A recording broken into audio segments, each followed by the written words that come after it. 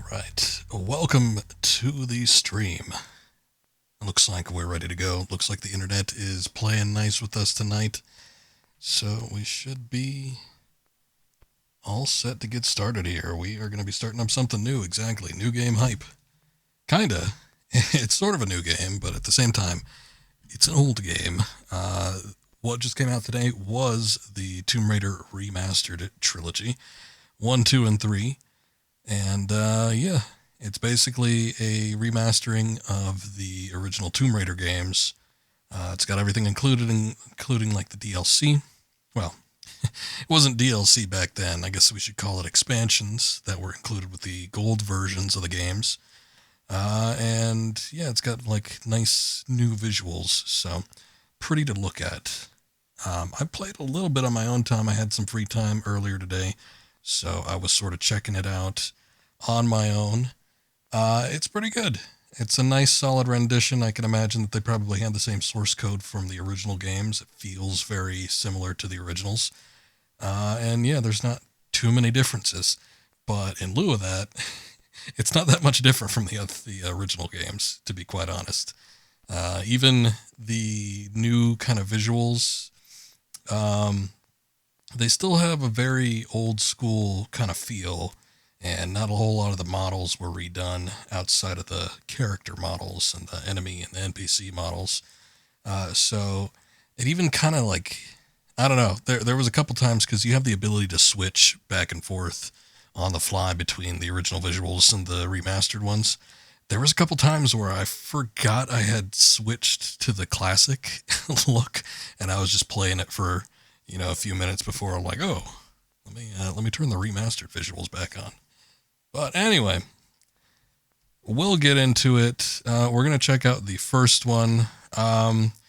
Because of, like what I was saying, I was wondering if this was going to be something that I would stream start to finish. I don't know. I kind of would like to check out a number of the levels, just kind of see how they look now. And I do think I want to check out, like, the expansions. So we might end up doing those on stream. I don't know that I'm, like, super keen on doing these games all the way through, though. Because, again, I did just complete the Tomb Raider series probably about 2 years ago. That was fairly recent.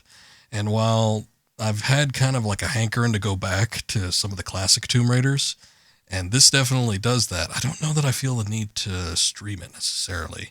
So it might be something that I just do on my own time for my own pleasure. But we'll go ahead and give it a little try, take a look at it here. It's pretty good, so I'm excited to kind of see what it has to offer outside of what I've already played. Let's go ahead and switch over and get this thing booted up.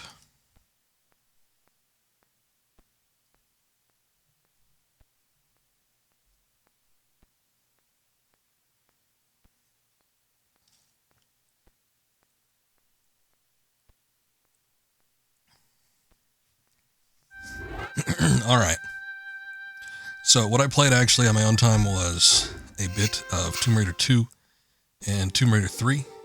I've been giving those a try because I was pretty dang familiar with the original Tomb Raider. And besides, the original Tomb Raider is the one that I had intended on streaming anyway, so we're going to go ahead and do that. They have a mode here selection. This is going to be the expansion, so we might check that out at some point, but let's just go ahead and take a look at what the new game has to offer.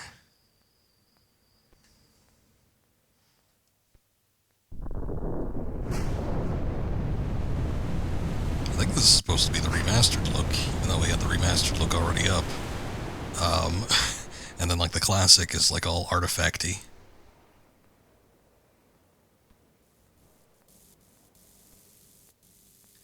Whatever works, I suppose.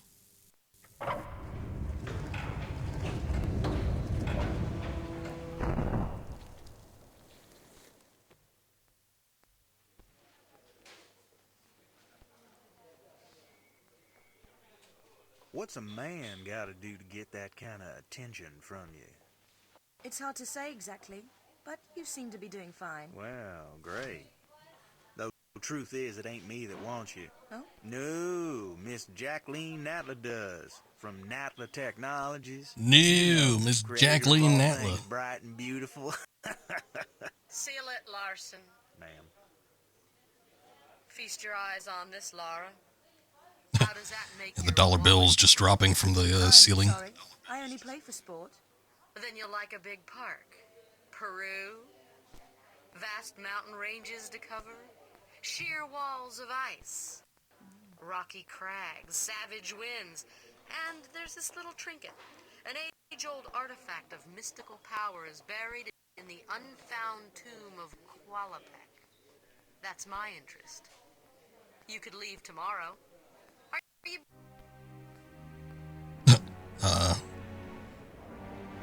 I've noticed that some of the cutscenes, get a little hung up on things every once in a while. So I'm not too sure what that's about. I don't know if switching to the old one will cause that to run any better. But it might be something that needs to be patched out at some point. I was a little disappointed that they kind of cleaned up and got the cutscenes, the original cutscenes, to a higher resolution, obviously, when you're taking a look at the remastered version.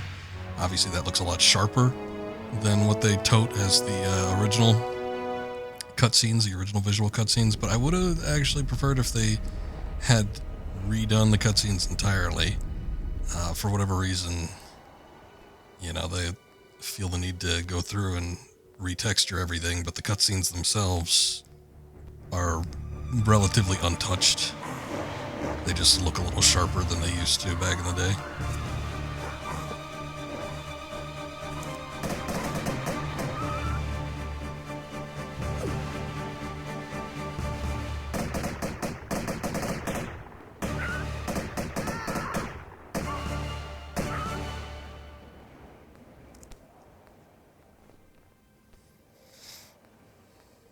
It is weird, why wouldn't they? My guess is probably just not even a time constraint thing, but maybe a money constraint issue.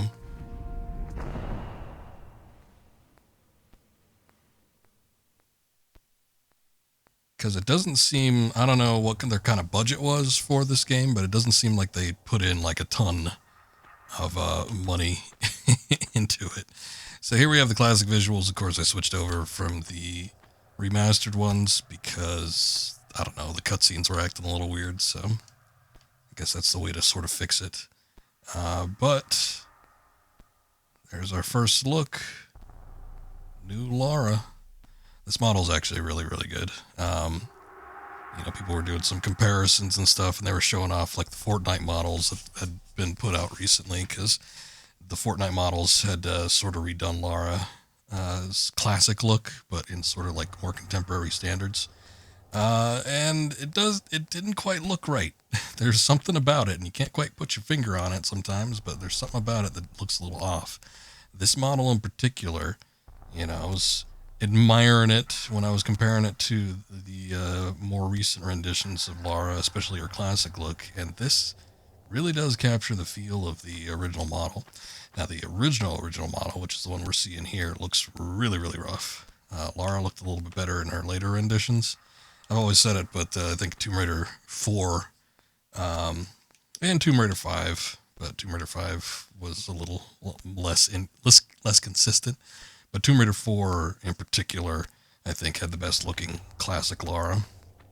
She really did look her best there.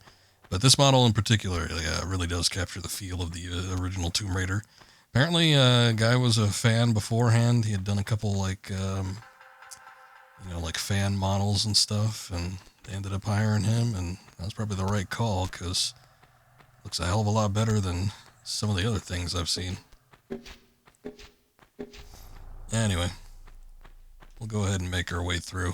I'm going to be playing with tank controls. Tank controls are the default control scheme that they start you off with, so no modern for me. But I did try the modern for a second. Ooh, they are rough. Not so great. Not so great on those modernized controls. They do allow for freeform movement, which a lot of people might prefer. But, the button scheme and everything is completely different.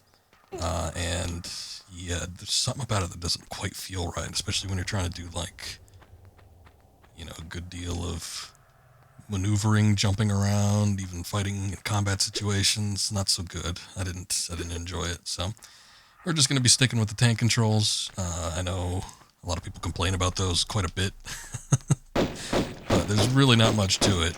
Press up to go forward, press back to go back. You know, there's not really too much to wrap your head around, in my opinion.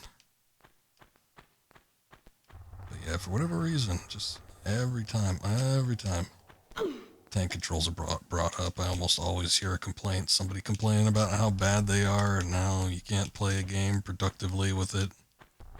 Yeah, you can. You might have to, like, rethink the way you do things just a tad, but yeah, it can be done. This looks a little odd. I could have sworn I was able to get up there just by jumping.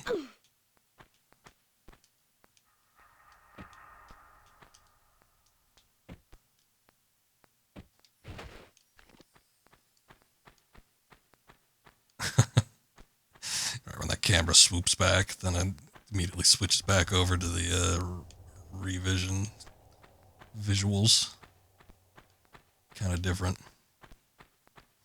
So I had streamed the original Tomb Raiders, and it's, you know, it's still been a couple of years, so I'm not going to remember everything that I did there. This is by no means going to be any sort of perfect run or anything like that. I'm not going to be doing these, like, no-death scenario type deals. It's a bit much for me.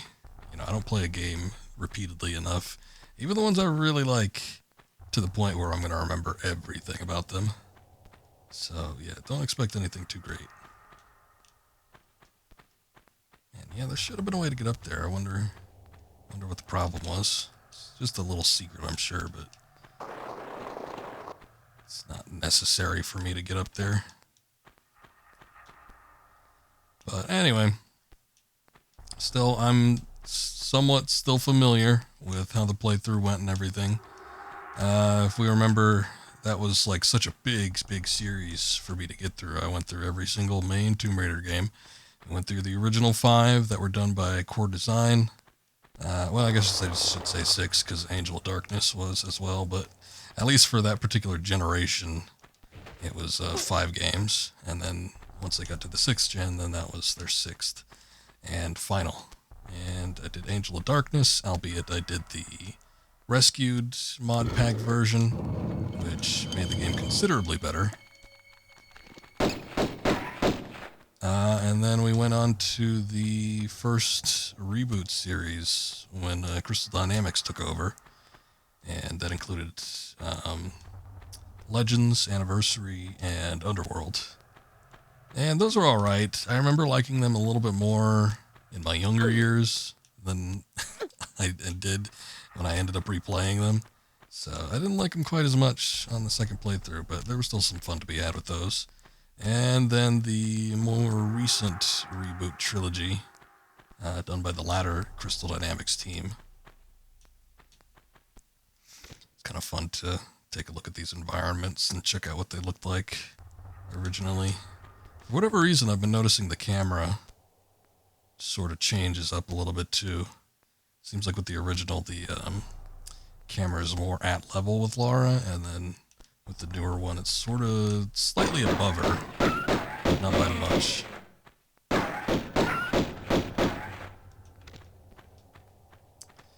But yeah, we did the more recent Crystal Dynamics reboot trilogy. Wasn't too fond of the first one.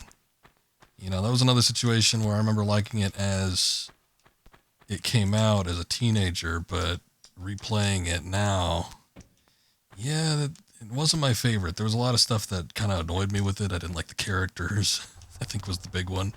The kind of setting and everything was interesting, but at the same time, it seemed to like go between a lot of weird stuff that I wasn't terribly into. That second one, though, Rise of the Tomb Raider, that was my favorite. That was actually probably one of the games that I would consider to be the best among the Tomb Raider games in general.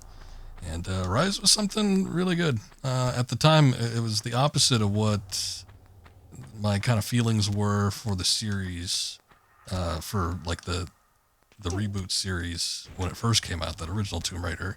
It's like I remember liking that one as a kid, but as a teenager, but yeah, replaying it, I didn't think it was that great. But Rise, that was one where I played it and I didn't think it was that great when I originally played it, and then when I played it more recently, I ended up loving it. I thought it was amazing. Also, I always remember this this weird sort of like a mummy thing, and now they've got like a full 3D model for it. I don't know, there's a certain charm to the textures. They started making more models as the series went on, but I remember especially in the original Tomb Raider game, there was a lot of like those, I don't know what you call them, but those textures that kind of follow where the camera goes. They use a lot of that for like the pickups and everything, and later on like the pickups would end up being actual 3D modeled objects, but nothing too extreme.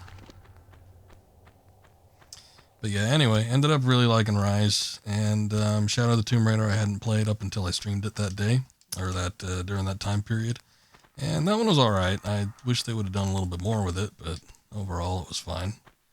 But ranking all those games, you know, such a big series that, yeah, I did go through and rank all of them, and actually the original Tomb Raider was my favorite when I thought about it.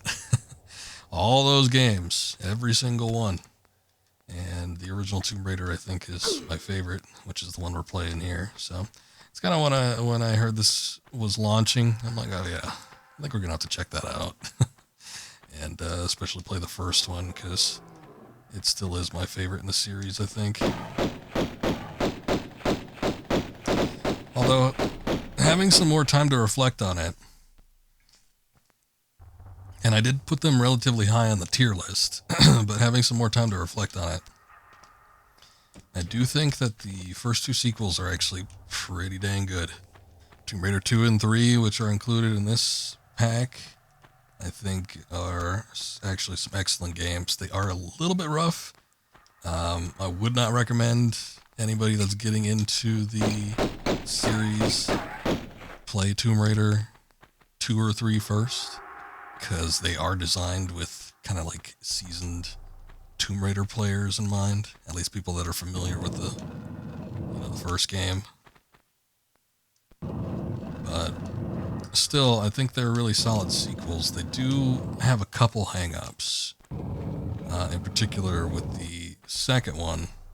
That one is super combat intensive. We've seen a little bit of combat with this one, but overall I feel like it's pretty dang balanced. Things get a little bit more dicey once you reach the end of the game, and you're dealing with a lot of the Atlanteans and stuff. In the original Tomb Raider, there is a little bit more combat once you start going through, but for the most part, I feel like it is a pretty balanced experience. Tomb Raider 2, though, even like right off the bat, they send a lot of heavy-hitting enemies after you, and it can be pretty rough. And especially playing through from start to finish, the game can end up being a bit draining. It is sort of a strain, especially on your item supply, because you'll be doing a lot with the weapons and stuff in general. And you know, your good weapons are going to have limited ammunition, unlike your basic pistols. Weird death bows. They always done like that? I guess they did.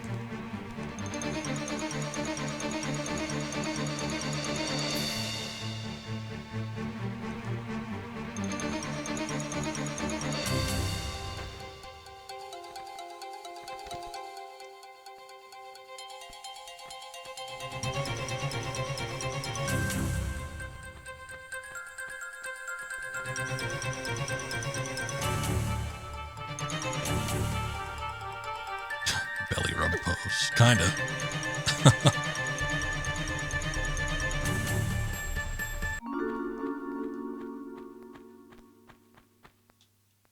Oh, that just cut out the music entirely. There is a certain charm. You see a lot of this, and I wonder if, I mean, I have no clue how the development process went with the early games, but I wonder if, because they come pretty dang close with these, I don't know if it's like AI assisted, like they feed in something similar, and then you know, an AI goes over it and reproduces, you know, a high definition version of it. That could be. I wouldn't doubt it these days. But I wonder if Core at the time had these source images, these source files, stuff that they maybe probably scanned in from encyclopedias. I know that was like a big thing back in the day. And then they just, converted them into 10 by 10 textures in some cases. And it just like pixelates the crap out of it. But, they stretch it over something and you end up getting something like this as a result. But I wonder if those like original files that they had taken those from existed in some capacity and they were reused for this. I've got no clue, but it would be interesting to find out sort of the development process for sure.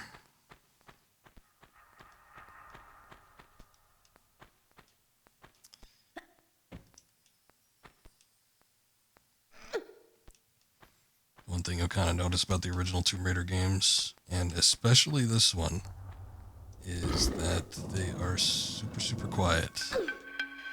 They don't usually have a lot of audio going on. It's very, very atmospheric. And you usually get music and stuff at very particular key moments in the game.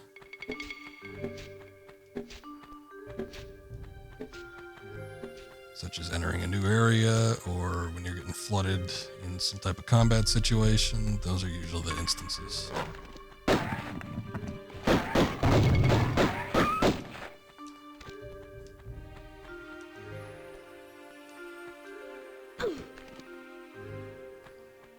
think originally the level was supposed to end when you get up those steps too. The ones that we accessed through that door there. Could be wrong.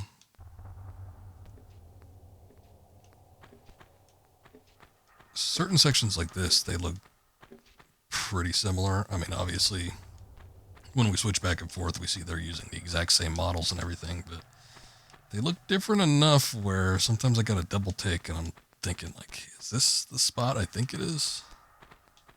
Not 100% certain.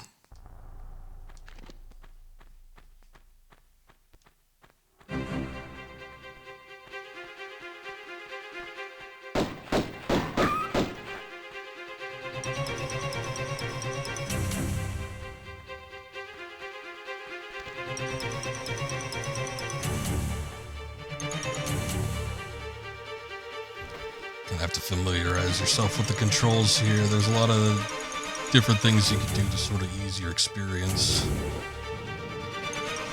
But again, it's like the game's got tank controls. It's one of those things that people complain about all the time, especially if they're used to newer control schemes. But this game was heavily inspired by the original Prince of Persia, and the original Prince of Persia was like a bit of a 2D platformer. And you kind of have to, put yourself in the situation where you're thinking of playing this game in sort of like a 2D perspective, but obviously with a 3D aspect going on. And you'll notice when I make long jumps, this is a grid-based control scheme. Here we go. That's the level end. Maybe that's where it always was. And with the grid-based control scheme, you can manipulate it with very precise movements. Precision is the key here. So you'll notice when I make long jumps in particular, I will walk to the edge. And when you're walking, Lara will not walk over the edge. She will stop right at it. So you have to take that into account. Especially if you're trying to get a good look, a lay of the land or something like that, just use the walk button and she'll walk right up to the ledge, but she won't actually walk over it. But when you do that, and there's a platform across the ledge that you're standing at, and all you got to do once you reach that end of the ledge is hop back once, and that gives you enough time to run and do a long jump.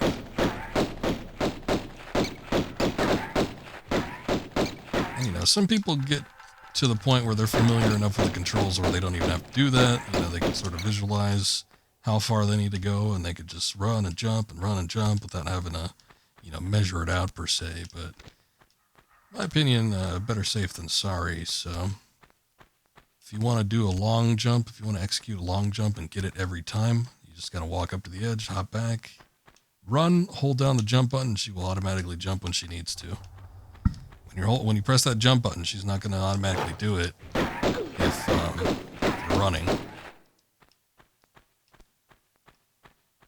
She will if you're standing still, but not if you're actually moving, especially after like having pop back. Or I should say, not when you begin moving. When you begin moving, there's a bit of a grace period. Once you're already moving, you could pretty much jump whenever, which can factor in, to people that get familiar with the game and they know when to jump. But as long as you're running, any jump that you execute will be a long jump. You'll get further reach out of it. If you're stationary, you can jump a little bit higher, but only marginally so. There's a bear around here? There it is. Ah, there's the wolf.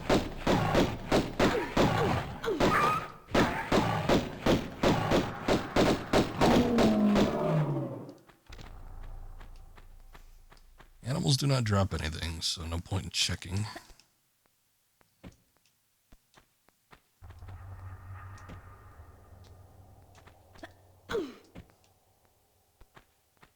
I should probably walk up to one of these posts. That'd probably be the best option.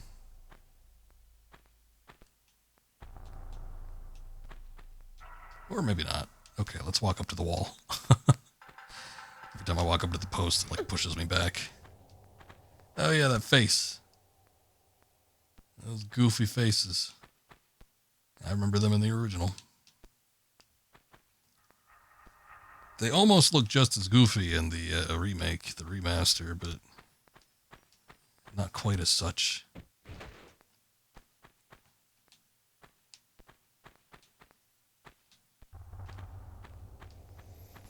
No other items, nothing to pick up. Doesn't look like it.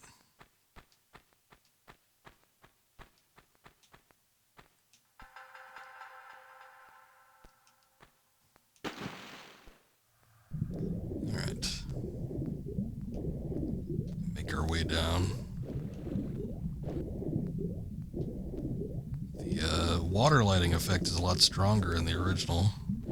I almost sort of prefer it with these like deep shadows. When you're looking at it from here, it's not quite as strong, so it doesn't make as much of an impression.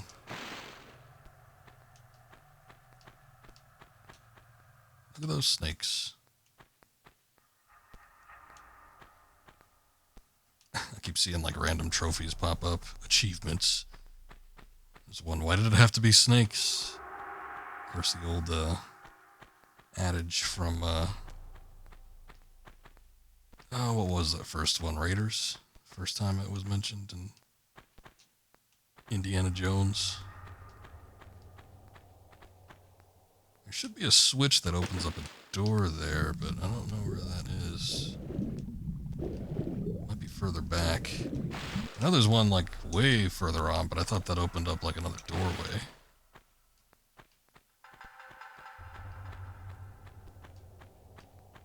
Of course, I don't see anything here suggesting that any of this stuff is going to open it up, so...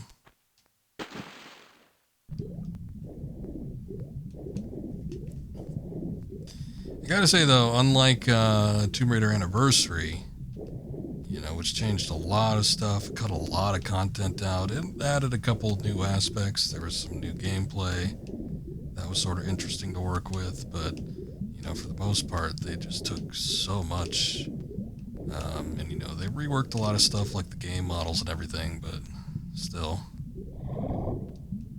a lot of stuff was removed.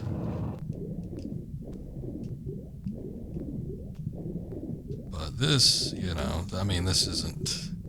this isn't like a heavily reworked remaster. It's not like this is what graphics traditionally look like by today's standards, but still, I like that it's still a polished up version, and it still retains everything from the original, that being the mechanics and all the original secrets.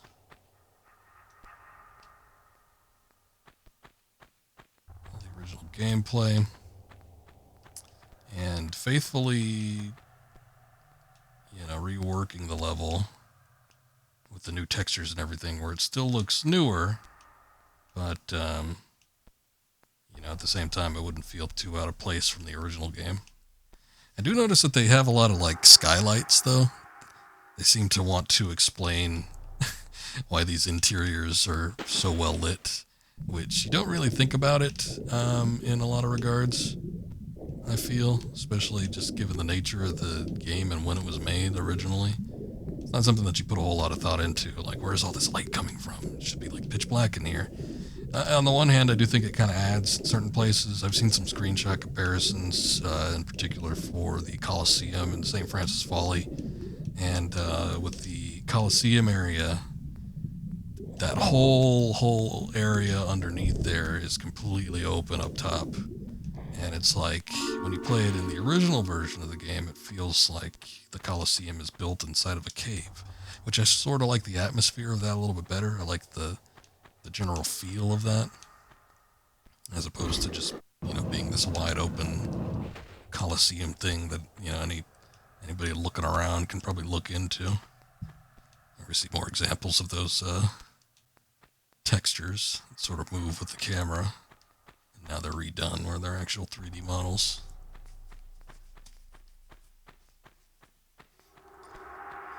What the hell did we do all that for? Did we even get a key or anything? I don't think we did.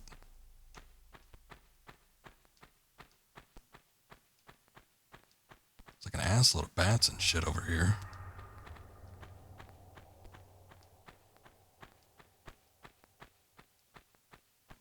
I noticed that when they give you the option to switch back and forth between the old and the new visuals for a lot of these games, Halo Anniversary is one of the first major ones that I played. But, a lot of times I'll end up switching back to the original visuals because it's a lot easier to see stuff. I was noticing with Tomb Raider 2 in particular, surprisingly, I remember Tomb Raider 2 getting pretty damn hard to see in some spots. Visually it was just really dark. It's a very, very dark game. But in the Anniversary edition, it's so dark that I can't see a damn thing. Granted, the game has flares, but I noticed when I switched to the classic visuals, I didn't need a flare. I could see everything perfectly fine. So I'm a little surprised that even with the classic version, somehow the new one is even darker than the original. So here we'll see an example of the long jump. As you can see, and I'll just demonstrate this now. If I'm running, you can just run right off the ledge. But that only happens when you're running. When you hold down the walk button and you walk, I'm pressing forward. I did not stop her. She just automatically stops. So it's a good idea if you want to kind of look around. Sometimes getting up to the ledge is a good thing to do. But you'll see,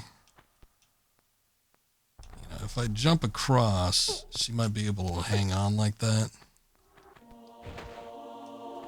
But if I do a running jump, it gives you so much more distance.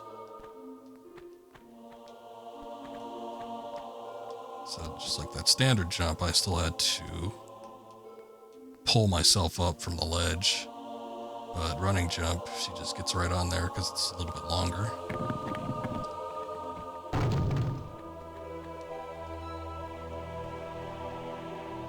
And this looks pretty neat. This is all 3D modeled kind of skeleton, although they look a little shitty when you look at them at the right angle, but still, the effect is nice.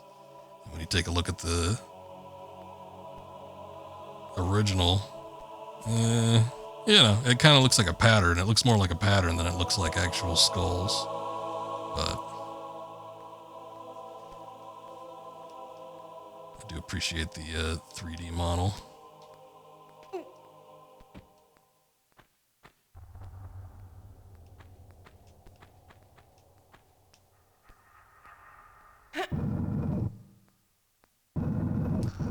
This is always one of those situations. Oh yeah, I think there's two actually. I was thinking there was either going to be two or there's one. that I need to push through all the way. A lot of times with these movable blocks, and this is something that they added new to this, but when you walk up to one of these things, there's that little exclamation mark. That's not in the originals, at least it's none that I've ever played. Oh shit. What? There wasn't another one down there. I wonder why she wouldn't be able to push it then. I tried pushing it forward a couple more times and it didn't seem like she wanted to. Maybe I needed to hold on to it for longer. But yeah, those pushable blocks now, sometimes they're a little hard to see. I would say in the third one, they're probably the hardest to see. And then there's a really well hidden one in one spot in Tomb Raider 2. But for the most part, you know, you can kind of tell when a block is supposed to be pushable. But they added little exclamation marks. And it actually works in both the classic and in the remastered visuals. So you can see it in either case. But yeah, that was something that was not part of the original.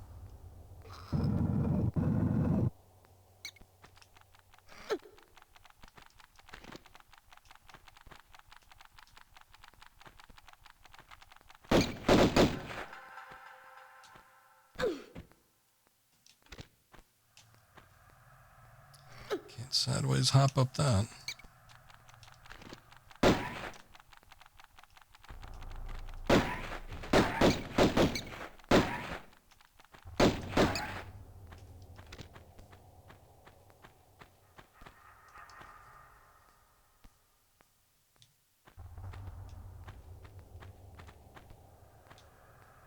I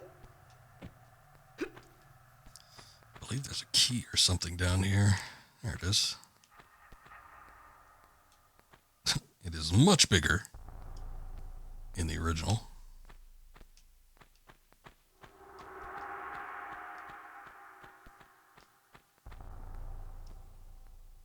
Oh, look. I don't know if it's a usable item, but that might be one of our first treasures, perhaps. Let's see. It's a gold idol. We got a silver key.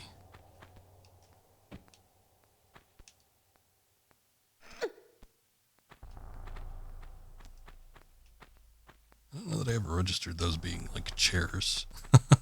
That they were like piles of wood or something.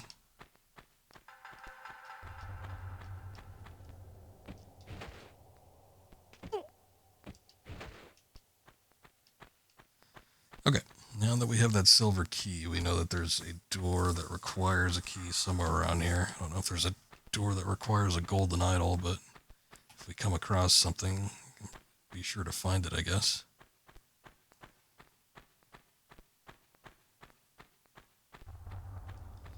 Gotta say, one thing I don't really like about the new Xbox controllers is the D-pad is a little tight. So when I gotta put my hand or my thumb on it for an extended period of time, it does wear it down a little bit. Just had to switch over to using the analog stick for now, although usually for tank controls I do much prefer using a D-pad. You know what actually works really well too is keyboard and mouse. One of my friends that plays these games, I gave him the Tomb Raider on PC, and he was trying out keyboard and mouse for a minute, and he's like, "Ooh, it's horrible." And I'm like, "Is it though?" I'm like, given how precise, again, how these controls are, you know, you can have the ultimate precision with the keyboard and mouse. Because usually keyboard and mouse is, you know, I'd say, you know, when you're using the keyboard for movement in particular, then movement that also controls the camera, because you can't really use, I guess I should say not even keyboard and mouse with the original Tomb Raider games, but just strictly keyboard. That's how I play them. I don't know what sort of mouse implements you could use, but anytime I played them, I just strictly used the keyboard. But with just the keyboard, I mean, you were very, very precise with that. And there's not a whole lot of room for error, so I always found it to be very, very easy to use just the keyboard with these games. I can't find that door either. Oh, here it is. I think I passed it up too.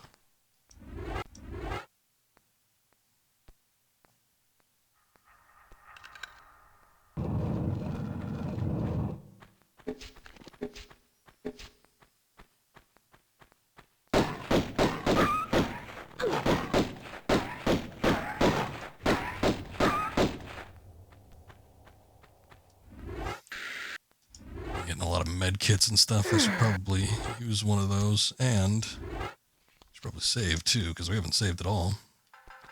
This game does not do auto saves as well, so if I died, I would be in a similar situation to where we were during the Lord of the Rings stream recently.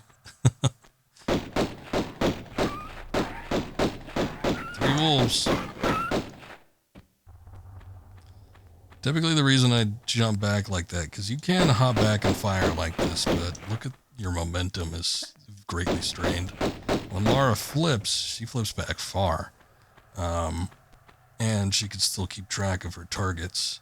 So not only are you getting more movement out of backflipping, but when she's in the air, like that, you're basically invincible. There's nothing that can really touch you. It's only when you're actually down on the ground. I don't know if this game was sophisticated to use hitboxes, but at least, when your feet are on the ground, that's the only time that you're actually going to be taking damage from enemies that are trying to kill you.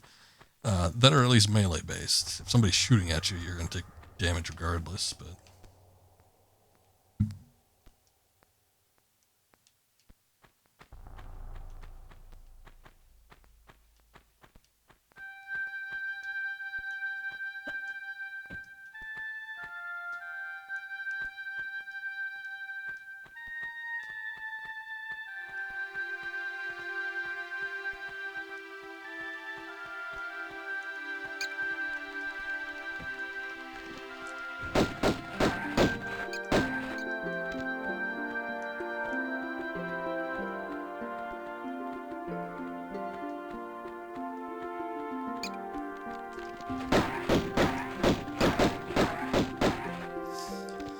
A lot of times I will flip back and forth. The roll button is actually, you can think of it as like a quick turn. Now you move up a square when you do it, so you kind of got to be careful. It is possible to roll off a ledge. Sometimes that works to your advantage. As long as you're holding the action button or the grab button, you will grab onto something. So you don't have to be too afraid of that. But there are a lot of instances, in particular in this the early games, I should say, where enemies will flank you. So, I was running through here, that bat was up in that corner. So instead of running and then slowly turning, and then the enemy, possibly getting around you, what you could do is you just run, you're moving forward anyway, roll, and you're already turned around at a good vantage point to actually try and incapacitate him. But we'll see here. See, you could roll off that ledge when you're doing the roll. As long as you're holding the grab button, you should grab onto the ledge when you're falling off. And since you're turning around anyway, you'll get yourself turned around and ready to nab onto that ledge. I don't think you can overshoot a ledge either. I think once you roll, it just kind of stops you right in front of it, so you don't have to worry about overshooting like you would with jumping.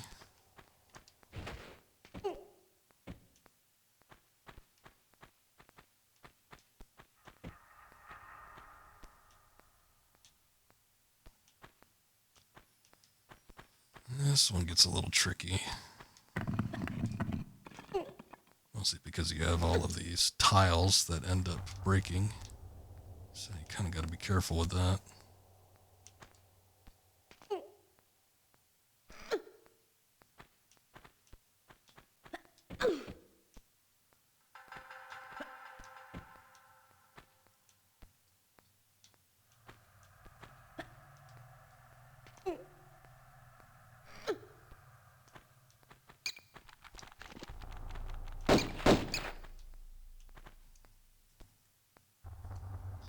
So now these tiles in the original don't look anything like they do in the remaster. So I don't think this is a case of this being downsized to that, unless some of this got clipped off. I don't know. But yeah, quite a bit different in this case.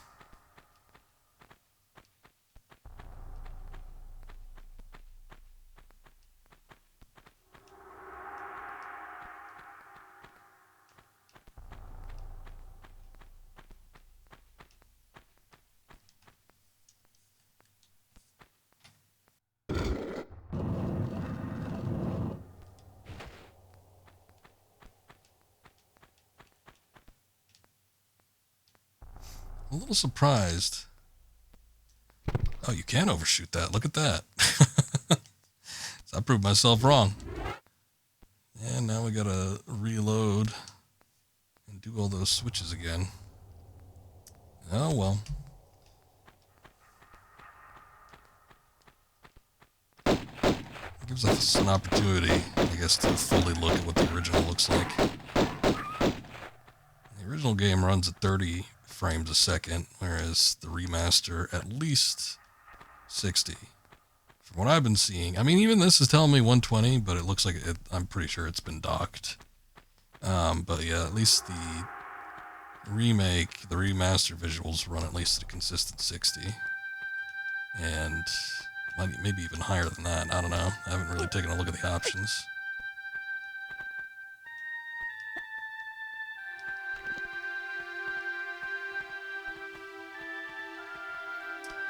One of the things I was going to say, though, is I'm a little bit surprised that they don't have the save crystals, which were a big part of the console versions of this game. When I had streamed this first Tomb Raider game a couple of years ago, I had done the PlayStation version. The PlayStation version had crystals, and basically it's a save crystal.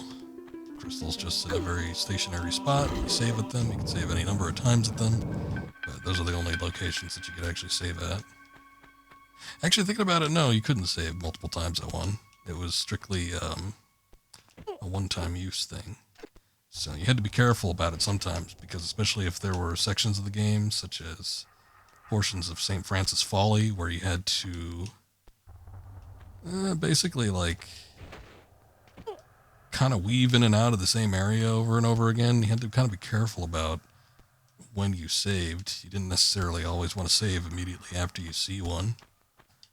Sometimes that could kind of like screw you out of something. But I did notice that they had the save crystals in the Tomb Raider 3 Remastered. And they didn't appear to... We haven't seen any crystals here yet. We would have seen one at the earliest, I think, at that... right after the wooden bridge section. It's kind of like a little stone part. Oh, messed that up. There's a little stone part with a big gap that you have to jump over, and if you go down, there's the bear and everything. So that would have been the first time we've seen a save crystal, and we should have seen several since then, but I haven't really seen any, so I'm just a little bit surprised by. Thought since they included them in the third Tomb Raider, they would have them here.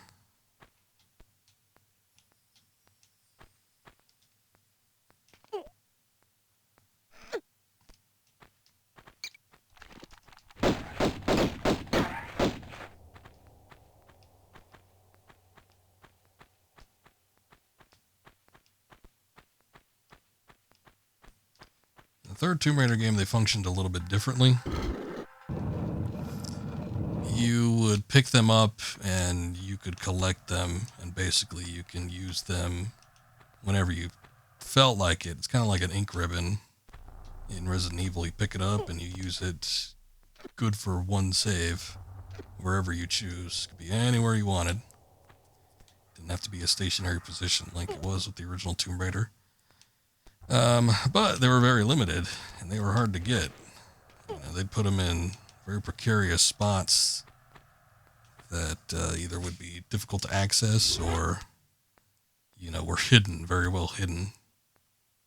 Gotta be careful with that.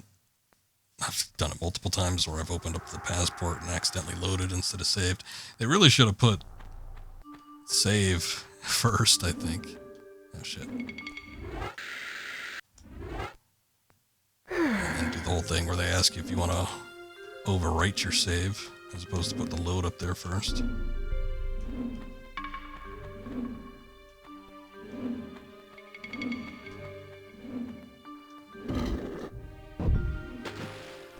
Oops.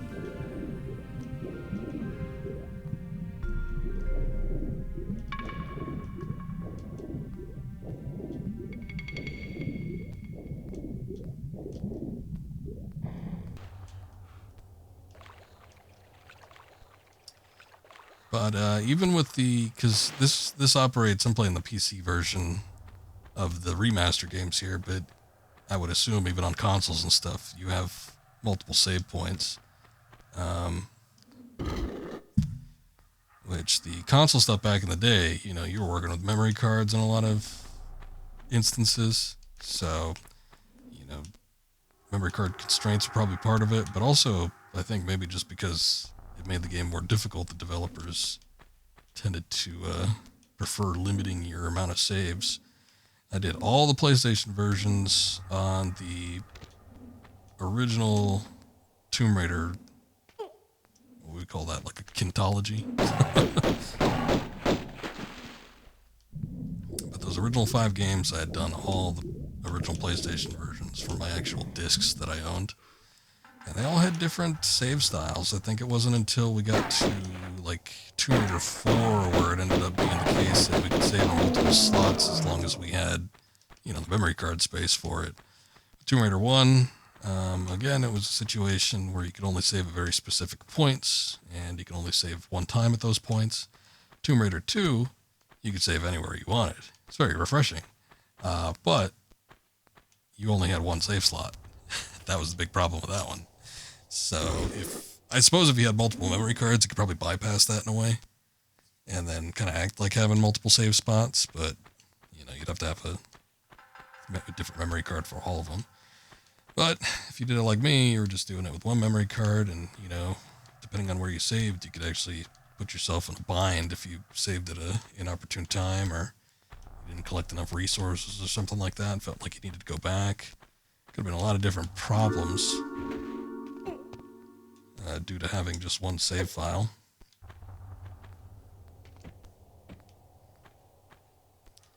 So that was a bit of an issue with Tomb Raider 2. Tomb Raider 3, you had the save crystals. You can save wherever you wanted, but you had to gather up save crystals and, not overuse them. If you did, then you'd run out of your saves awful quick, and then when you had to go up against important parts, you might not have any saves left. But it was kind of funny with the PC version of 3 in particular. They still kept the save crystals around, but their only usage was they gave you a little bit of a health boost. I don't even think it was enough to be comparable to like a small health pack. But they give you just like a tiny little health boost, and that was about it. It seems like with the remastered version, since they also let you kind of, use however many save slots you want. There we go. I didn't even look at it because the bear was in the way. With the remastered version, you have as many save slots as you want, so you don't really need the crystals, but they don't even work that way. And they don't even give you health. They're just like collectibles.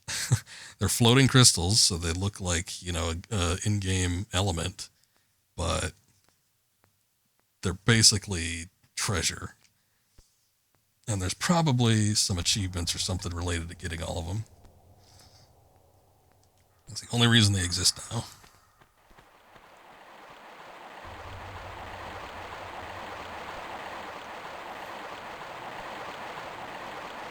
All right. Making some steady progress. The water doesn't look quite as rapid as it does in the original, which could actually be somewhat misleading because if I remember right, if you get into this water, the current actually sweeps you away. So you got to be super careful.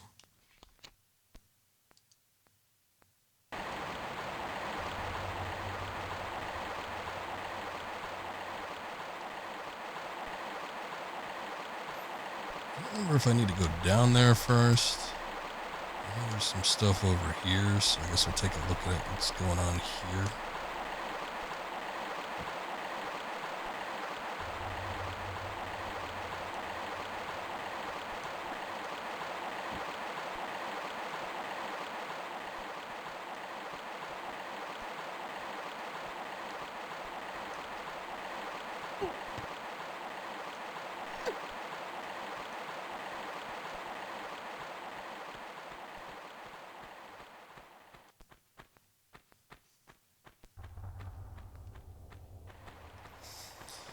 heard the heater come on. I might have to go turn it off, especially when I'm closed up in my room for streaming. It tends to get a little hot. Today's actually been fairly warm. I've been having weather that's, typically 40 degrees or so Fahrenheit, but today I took a look at the temperature. It was about 60 degrees or so, yeah, it's a little extreme. Okay. So we definitely need to manipulate this at some point. Take a look at the original version of this. This was... actually, it's some form of 3D model. I thought they were textures. I thought it was a texture that was built into the walls, so... proved me wrong. But, anyway. There are 3 gears that we need to find.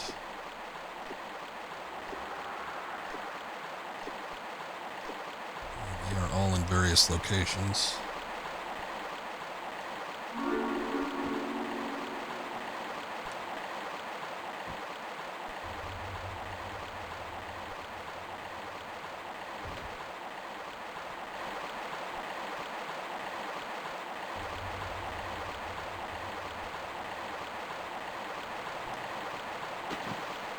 It's kind of one of those spots in the game where my memories of the Anniversary Edition are like blending together with the memories of the original.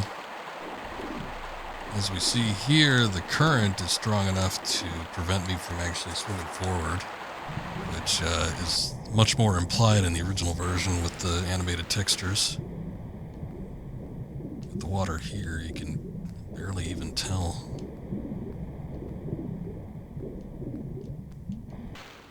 But you kind of need to come down here anyway, so...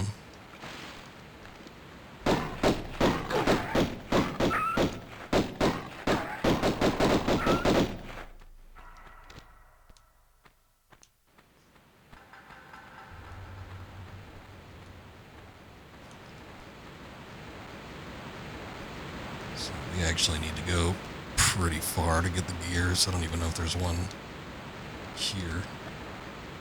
In this immediate area, we need to go like into this section.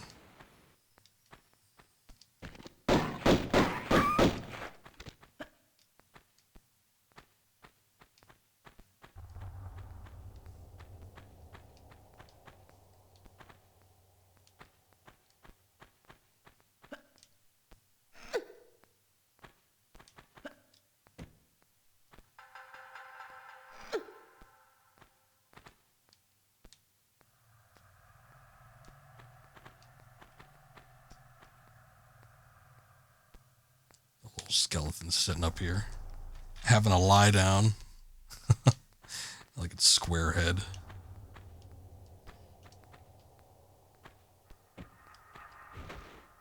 All right. Finally, this is where we get into the Lost Valley.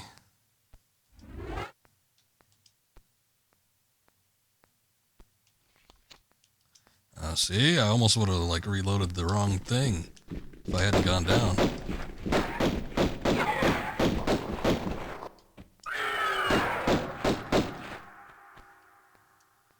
always liked how those velociraptors would like kick up. Okay, so we'll see here kind of the differences. Let's see if I had a different weapon. I guess I haven't picked up anything.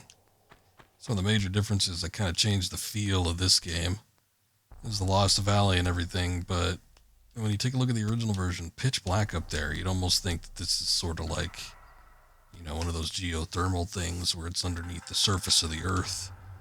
That's how I interpreted it back in the day, but you go back to this, and granted, the skybox is very beautiful and everything. I do like the look of the skybox, but this feels much more open, and it feels less cloistered, and, not necessarily that makes any less or more sense to me, but it, I don't know, it loses something, I think.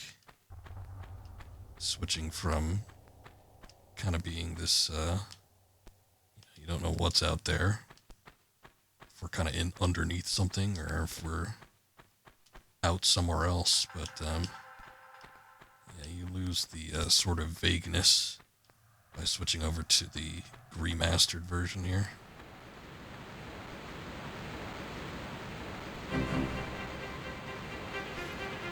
Camera's shaking.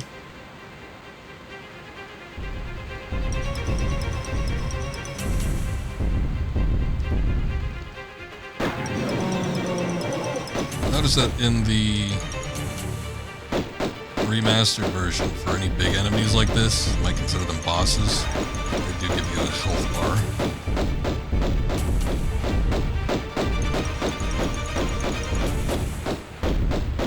Back in the day, you didn't know how much health these things would have.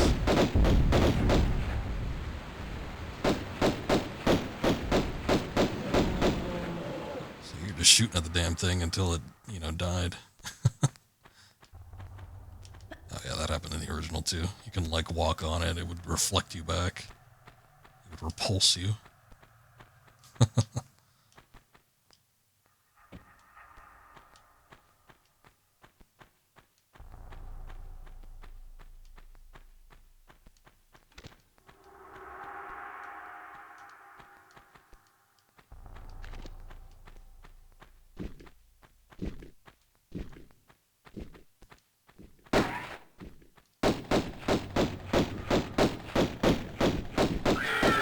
Whoa. Raptor vibrating out of control.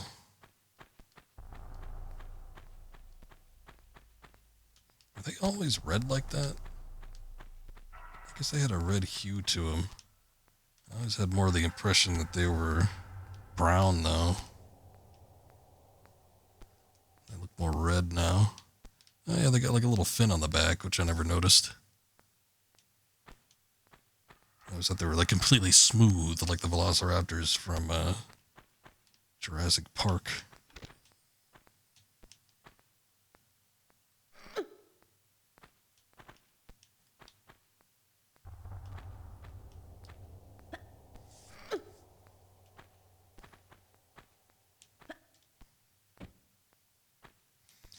I always kind of hated the fact that they tried to like kowtow to the whole, oh, velociraptors had feathers and stuff. Even if they did, you know, you have a certain look for a certain design for your IP. You should probably leave it at that. Keep it unique. But I remember in I guess they stopped doing it though, but in Jurassic Park 3, they didn't quite give them like feathers, but they gave them like these weird little spines. I always thought it looked kind of stupid. Wasn't too fond of that change. Keep them looking like how they looked before. That's what everybody knows. That's what everybody's expecting. No need to change it up. And again, it's like, it's for a very particular property. It's not like you're trying to accurately represent, it's not like a documentary or something where you're accurately trying to represent something. It's like it's your own little worlds. Keep your own unique designs to it. If anything, they could have explained it away like, oh, you know, our velociraptors are bigger, and they don't have the feathers because of the genetic DNA splicing that we had to do to actually get them to be created. I think this is just a hole for the sake of having a hole. While you're getting chased around by like the T-Rex and all these other dinosaurs, I think they give you like little spots, crevices that you can kind of get into, get away from them if need be.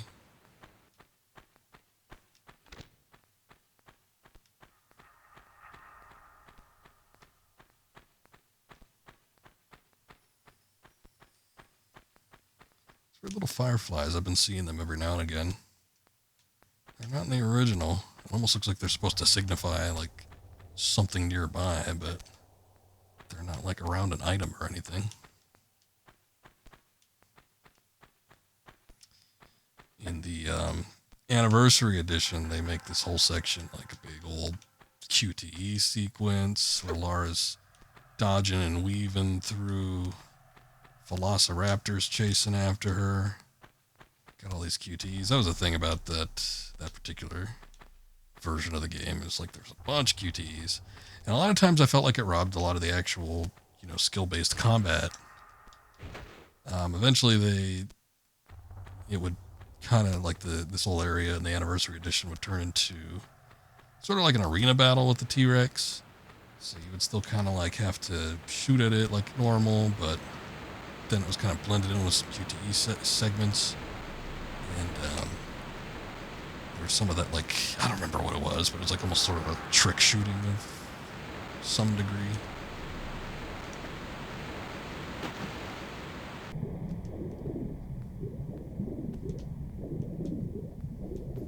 Or you had to like aim the reticle at a very particular spot.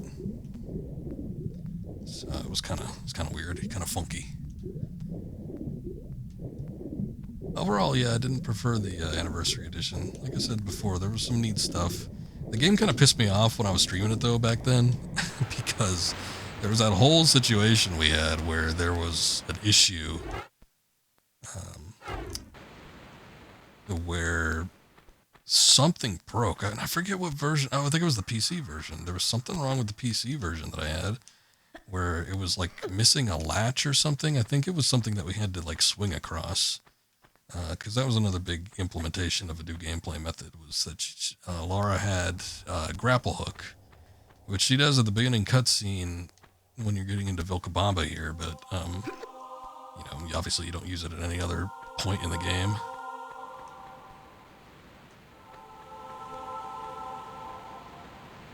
But in the Anniversary Edition, they have it like a core gameplay mechanic.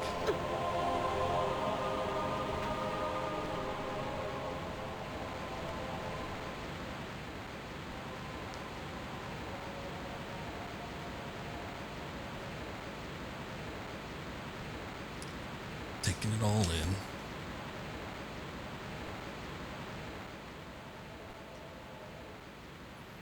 That's our third gear. Let me go back to where we were before. Go put all those gears in and activate that device. But anyway, after that glitch happened and we couldn't actually hook on to what we needed to hook on to, I ended up switching to the PS3 version. Which that sucked because I needed to basically replay the game on my own up until the point that I, you know, abruptly stopped at.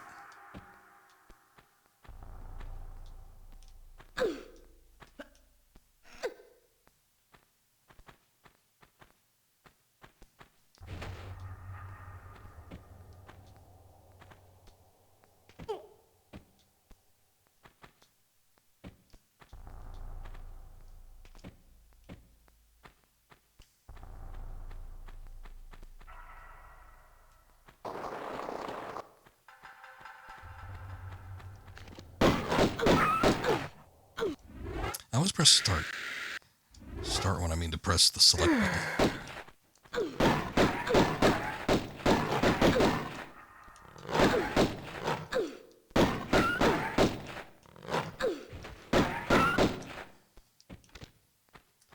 There's a bit of a doozy of a handful of enemies.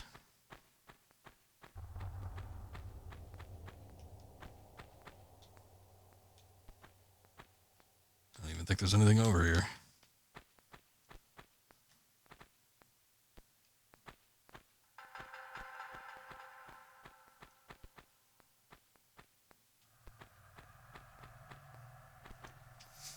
Tell with the modern lighting engine how much darker things are here. I was talking about that with Tomb Raider 2, but big difference with this game as well. The original Tomb Raider did not have any sort of lighting effects at all, I don't think. That wasn't until Tomb Raider 2 that it started to get that sort of implementation. That's when you had like the real-time lighting with the flares and everything.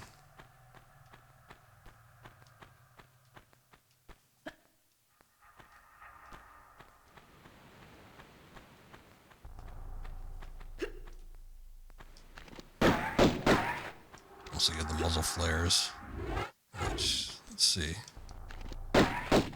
Yeah, you don't see any like light reflecting off of the muzzle flare onto the environment.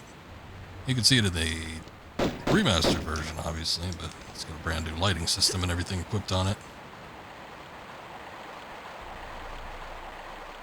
And then in Tomb Raider 2 and 3 and so on and so forth, once you start getting to those latter games, the muzzle flare would end up being sort of like a last-ditch emergency use flare. Because you have unlimited ammo, it gives you a burst of light. You can sort of see what's around you. So if you're out of flares, which, especially if you're playing through those games unfamiliar to the territory and everything like that, yeah, you might end up not getting enough or using them too many times. Combination of both. And come in some desperate situations where the environment gets pitch black and you need like some form of lighting. It would have been nice if they gave her like a flashlight or something.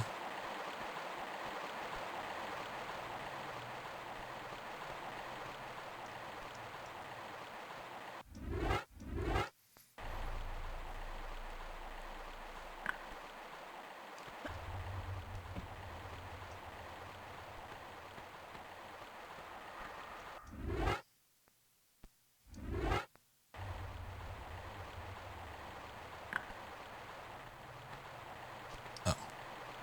Where's the third one? I thought it was further out. But more to the left. I didn't think it was all the way to the right. Alright, there should only be 3 spots.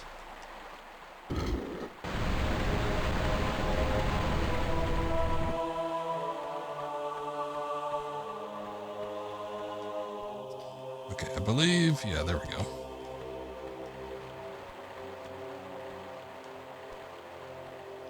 So that dams the water.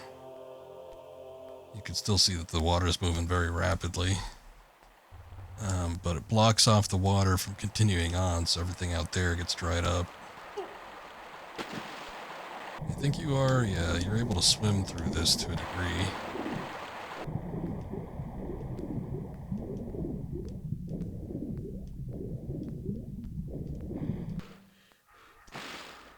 Ah. That would be very nice, thank you. Shotgun. I picked up some shotgun shells, but I don't think I need to have it equipped right now. Save that for a boss battle or maybe like a bear or something.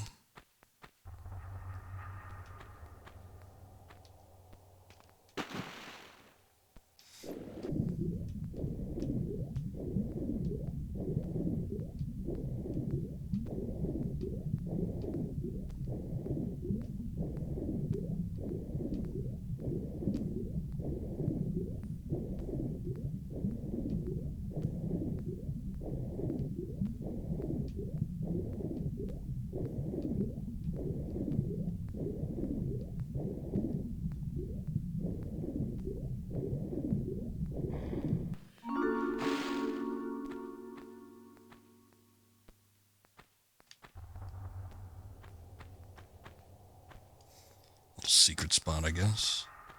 Shotgun shells. I was a little surprised at the secret jingle. Didn't sound off when we get that shotgun, so I guess we were expected to find that. But, small med kit and some additional shells.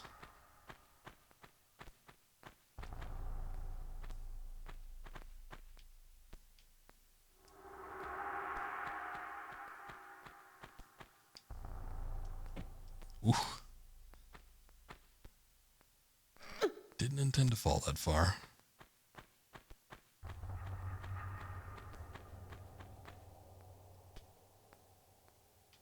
Alright. So now that we got the water blocked, I believe that reveals a cave. Here it is. Cave that was behind the waterfall that we didn't have access to before. And now we do. Only 2 out of 5 secrets. Getting harder and harder to find.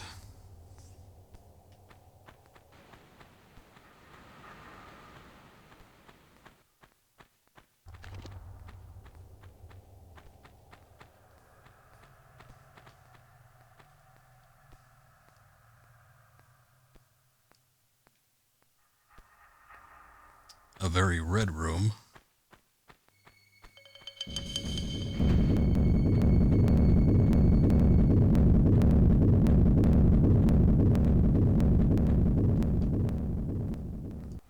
reminds me, I probably should save.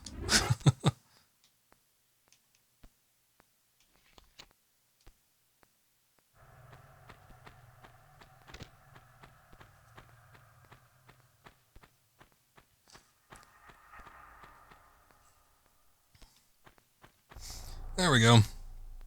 The Scion. It's floating away in there.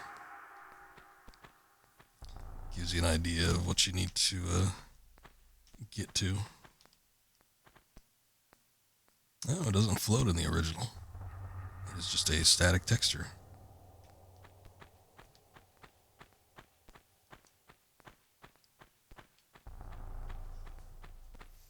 Alright. Now that we see that, yeah, there it is. I think the idea is to go up there, and then when you're turned around, you'll start to see switches and stuff better.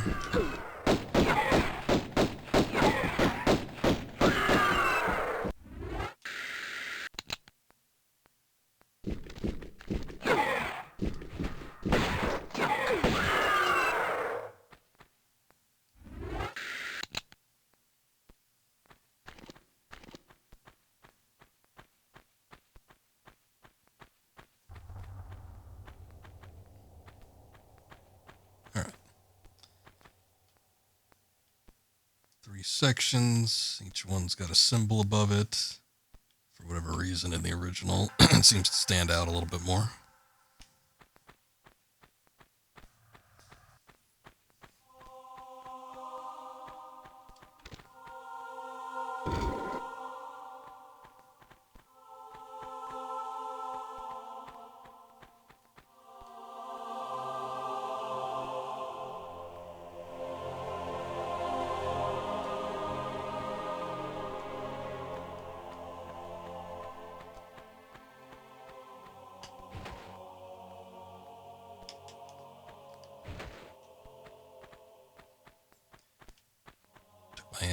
My right hand off the controller to scratch the thumb on my left hand, but somehow it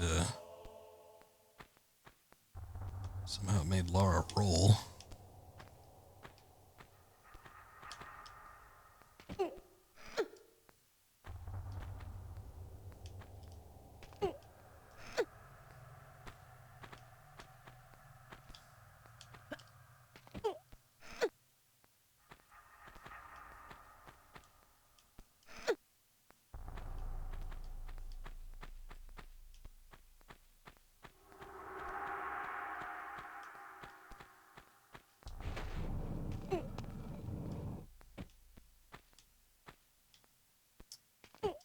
What that sound was. I don't know if that was a door opening or what.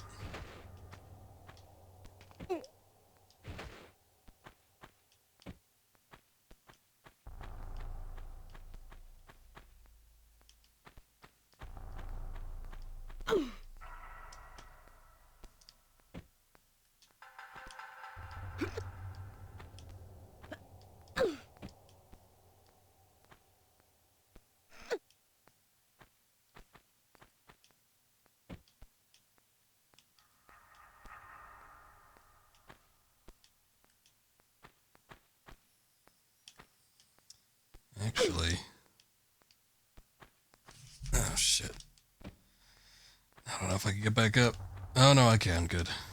I might need to have that one stone block move back to where it was.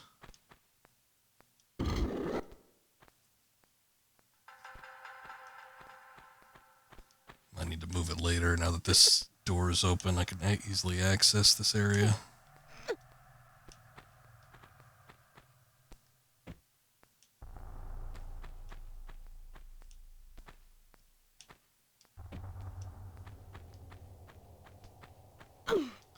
Okay, here it is. So that's what moves it over there. And we move the block that we just moved a minute ago back to where it was. Now I can hop across both of them, get to where I need to.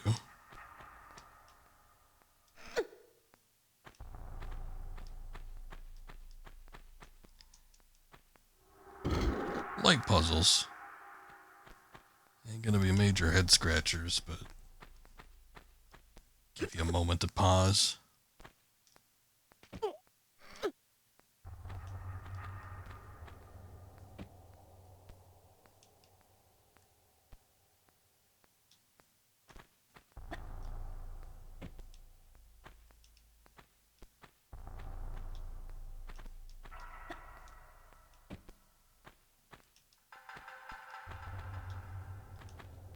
I hope I make it.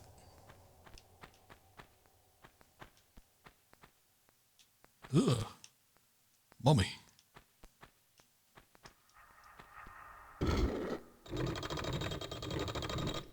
Alright. Takes care of the first door.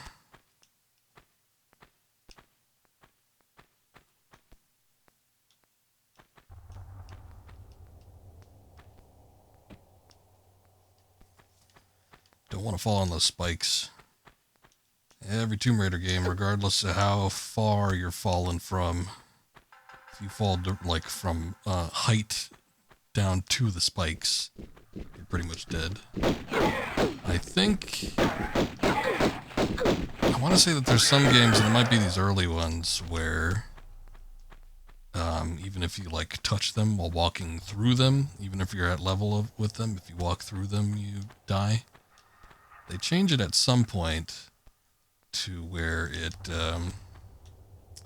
only marginally damages you if you run through them.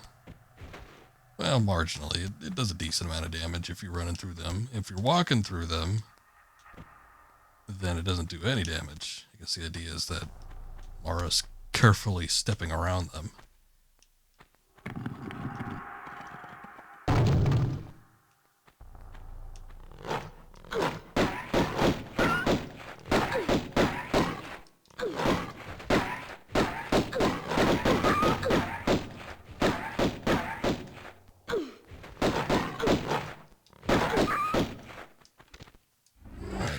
Mess.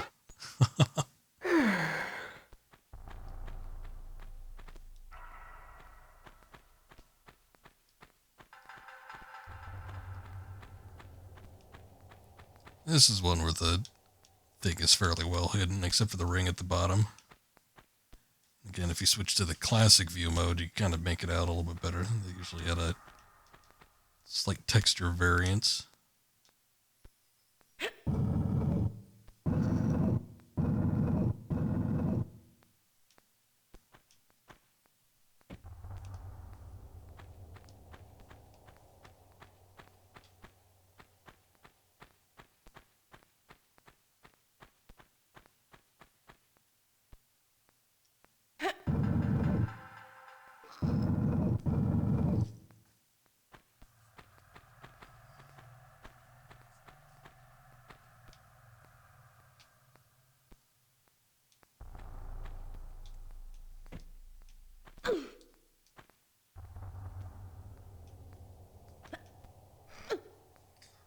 Wondering if it was going to be worth looking through there, but yeah, a little health pack down there.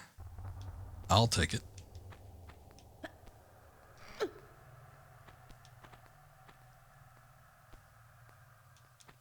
Oh boy. I wanted to see what the original texture looked like. You could barely make that out. I would have thought that maybe that was just like a decaying wall, but switch to the remastered version, you can kind of make out that it's more like a Aztec sort of relief.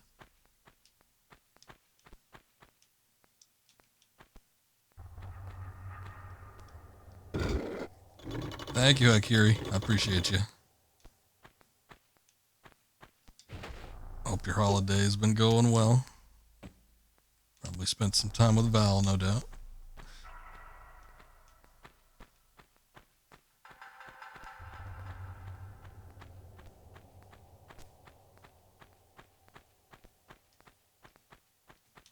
Oh wait, we still have one more to go. Where am I going?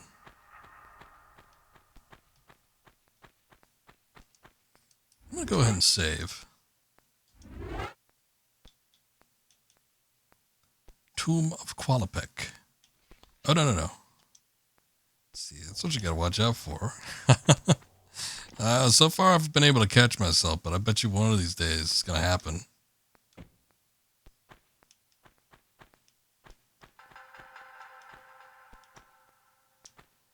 Can't move that block. So I guess I gotta push this in.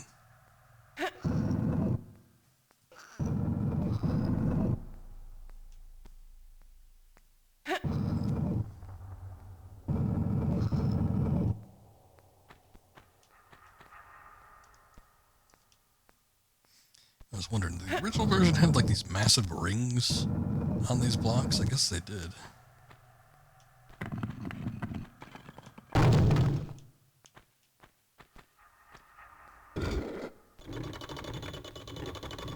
Alright, that is the last one. How you doing, Lara? I was noticing that they don't allow you to roll like you can do in like every other Tomb Raider in the, at least the remaster version of 3.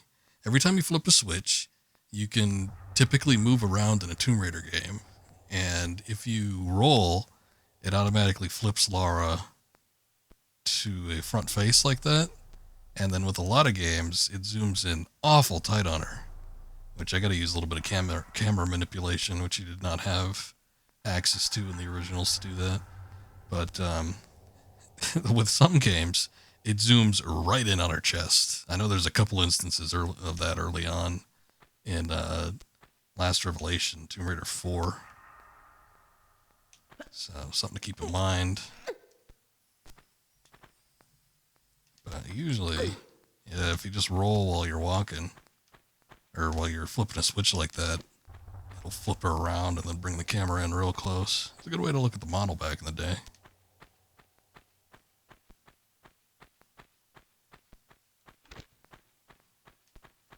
Okay, we've opened up all 3 doors. That one remains closed. This is the third one, right?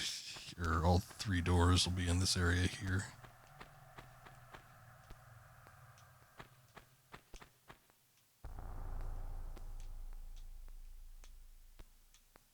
On the one hand, like Tomb Raider 1's lack of lighting, you know, it created those instances, especially when you didn't have the skybox and everything was like pitch black.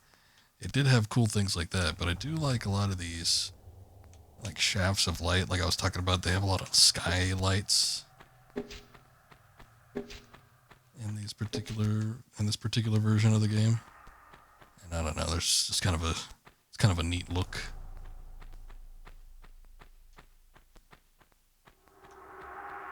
All right, we did it.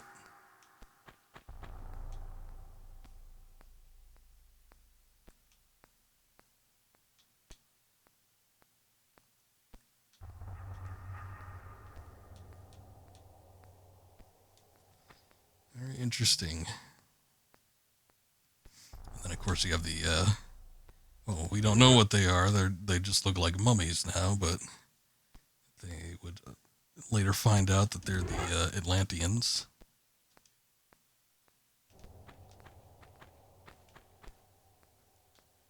Of course, in the original, their heads would follow you. Looks like it still happens, but only with the one. It should happen with both of them, right? I guess maybe not. At least not in this version. You can kind of see, I don't know that I like that. Because you can see their teeth poking out, you know, when they actually start roaring at you and stuff, or chasing you. But you think that it's just like a head that's all wrapped up. And, you know, they're weird looking, but you don't quite see those teeth. And then in the remaster version, you know, that's kind of a giveaway right there. Oops. I don't remember bumping into it and making it fall. I do remember shooting them and making it fall, though. It looked like I unlocked a trophy for that, though, so. What is the... No, it's not that.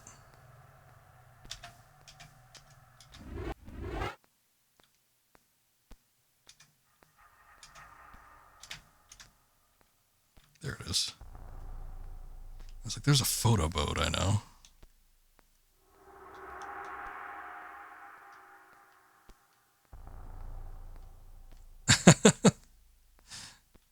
I guess that's supposed to...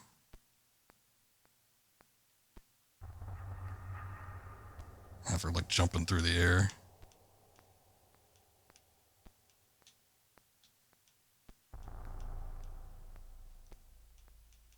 Can't change her face in the original version. You can change her pose, though.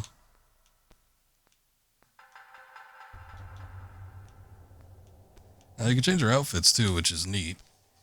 I've seen people do this before with other stuff, but her, like, outfits can change. you actually see up that? Good Lord. Oh, yeah. Looks like she's actually wearing something.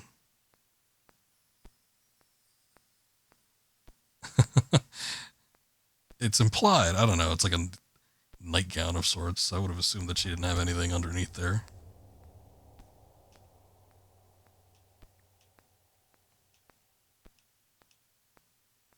All the different costumes. It's a shame that you can't, like, change it for use in the actual game. That'd be nice.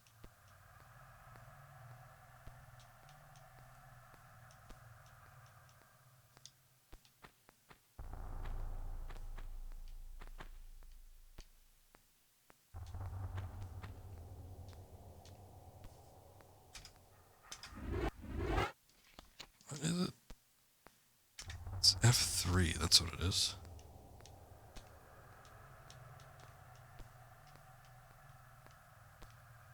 Kind of wanted her, like, on the throne.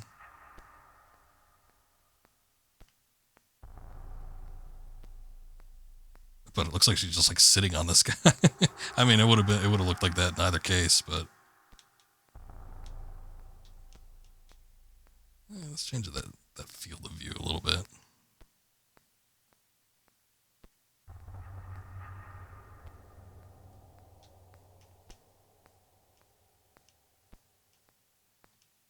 Too bad I can't, like, manipulate her head any. Or, like, the actual, like, character model. I could move it up or down or something. That would be preferable. We could use that as a thumbnail, I'm sure. Actually, probably need to zoom out a bit because I usually like to have faces on the side or something.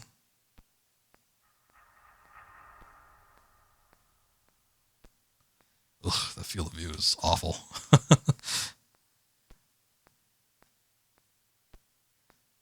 Some stinky FOV right there.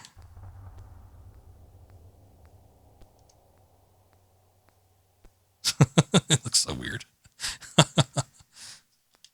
Alright, that's enough of that.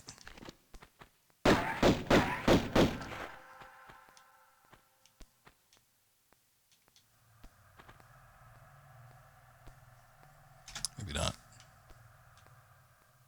Change my mind.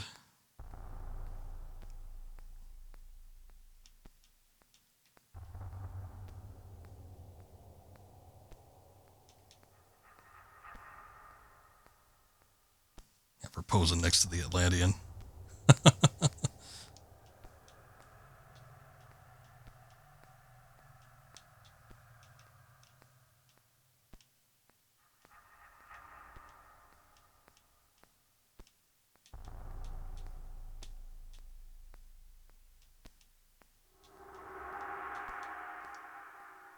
Guess that's probably the best one, huh?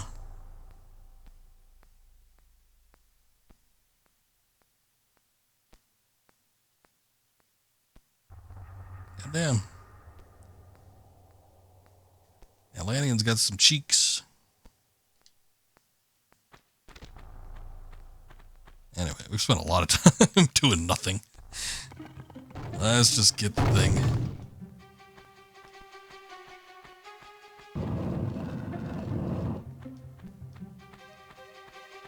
I forget actually if the raptors come out after us.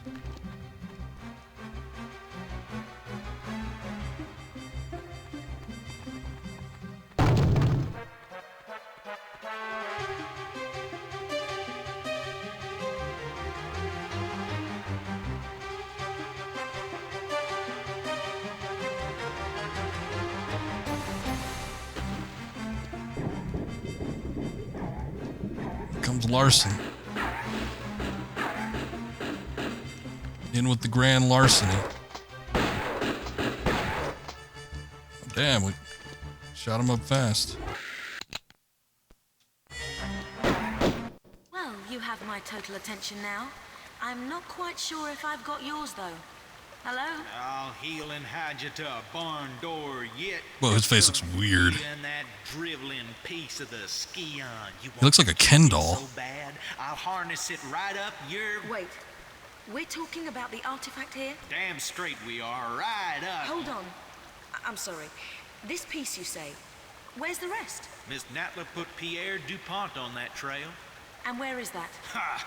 You ain't fast enough for him. So you think all this talking is just holding me up?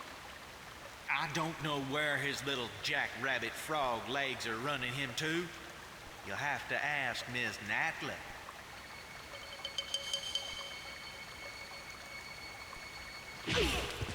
Thank you. I will. And just like that. Yeah, I finished up with Peru, so that's pretty nice. Slightly surprising. I was not prepared for Larson's model to be looking like that. I don't know what the other guys look like, but yeah, he doesn't look that great. You know, I flipped it back to the original just for a second, just for like quick comparison. But you know, he looks relatively rugged. It almost looks like they tried to make him look like that, like he's got a 5 o'clock shadow and everything. But his eyes are too big, and I know that we're trying to stylize here. You know, Lara's eyes should be relatively large to get that stylized look, but it doesn't always work when you do it with guys. Usually with guys, even if you're taking a more stylized approach, you kind of want to keep the eyes small. They're so big, and his face is like so like squared off and rounded at the top. It almost looks like he's got like and then that kind of plasticky hair. He looks like a Ken doll. It's so strange, but yeah, not the greatest. Pierre Dupont. I wonder if he'll look any different. We don't ever really get a good look at him until like the very end of the level. He'll chase after you and stuff, and sometimes you could kind of get a good view of him. You know, peek around corners and stuff, but you know, the character's got a mechanic where he could like disappear once he's out of sight, so you never really get to like see him too well. Well, we'll take a look.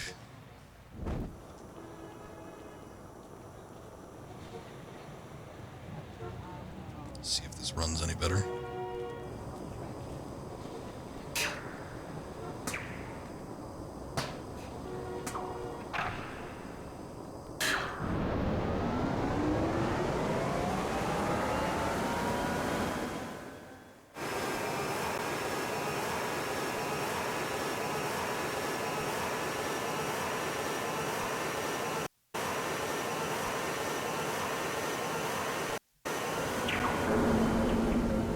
Natla Technologies. Yeah, there's still like some weird stuttering during the cutscenes. At least they're with the Relocated now to St. Francis Remastered edition. New temptations torment me.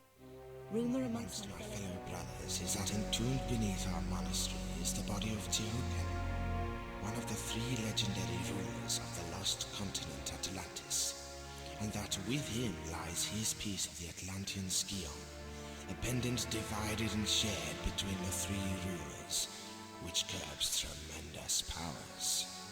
Powers beyond the Creator himself. My toes sweat at such possibilities, lying so close to my mortal self. Each night, I beat myself rid of these fantasies, but it is indeed a test. Pierre, you litterbug. dude's eating beans.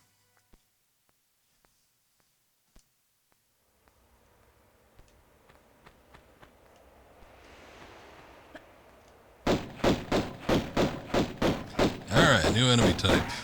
Now we got lions.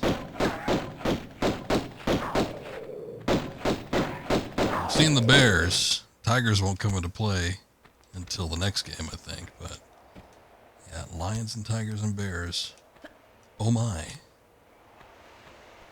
Alright, so St. Francis Folly, this kind of has a slightly different feel than the previous levels, which were kind of more Aztec, South American influenced.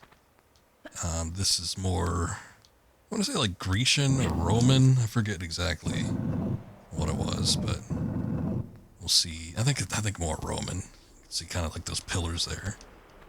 Yeah, kind of more Roman architecture.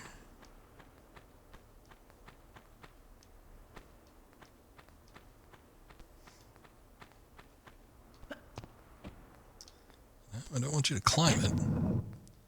You see that there are 2 pressure panels. Not sure that the first one did anything, so let's see what the second one does. Ah, that looks a little bit more immediate.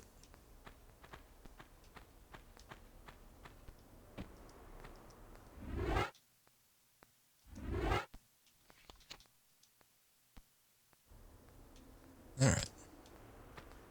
Kind of take a look at what the original looks like. Top doesn't look too much different. Alright.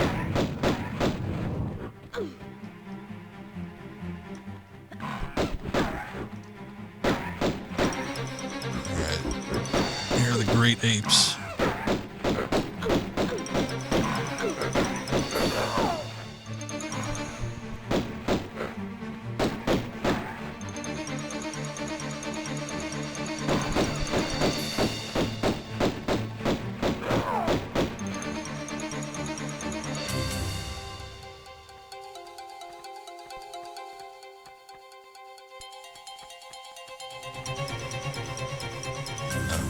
There's a texture that got really worked over.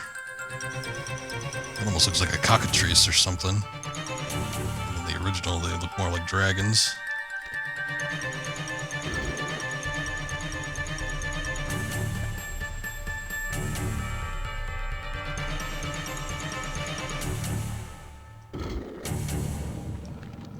Monkey time. Yeah, we even have one that popped back up or something. I don't know why there's so many gorillas in here, but they ain't happy to see me. Alright, we flipped 2 switches. I guess there isn't another one up there, so... I mean, 2's enough. I guess at this point, since that pressure plate seems to only open up that door... Ah, there he is. That French bastard. Just from a distance, Pierre looks a little better.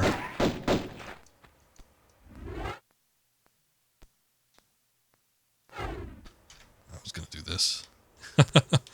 Just to kind of see what he looks like. I don't know, he still looks a little funky. He too sort of looks like a Ken doll. I don't know, his face is so smooth. It looks young and it looks odd with the facial hair.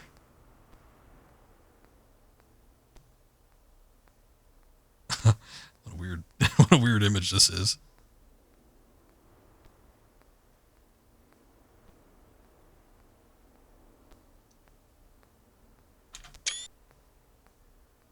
Save that with the in-game screenshot saver.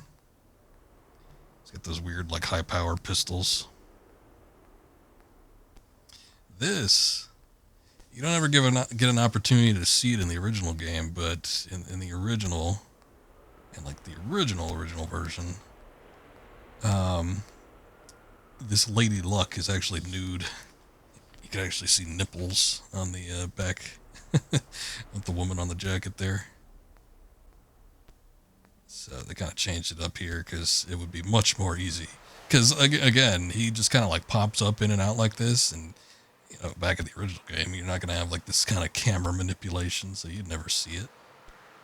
But I doubt that, you know, the rating board even cared at the time, or maybe they wouldn't have even noticed.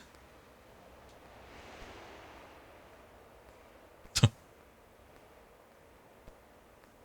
paints an odd picture.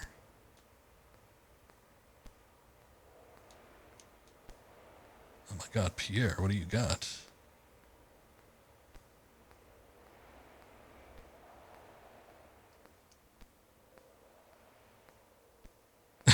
From here, it kind of looks like he like whipped it out or something.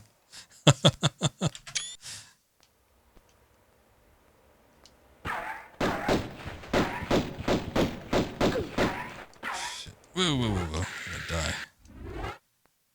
Like, sometimes you have to shoot him enough and then he'll like move off.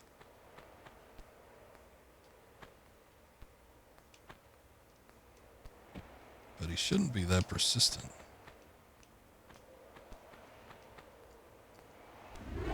Yeah, that was the other thing I was going to do.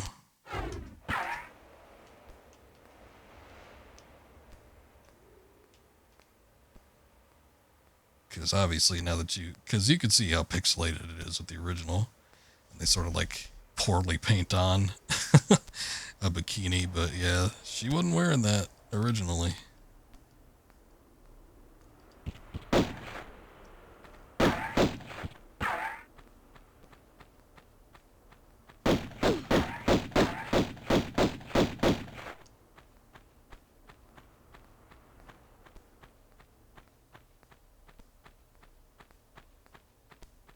Did he finally leave? Thank God. So he's got kind of like a scripting thing built into him where he will disappear if he's not on screen. And a lot of times you just shoot him and he sort of does it of his own volition.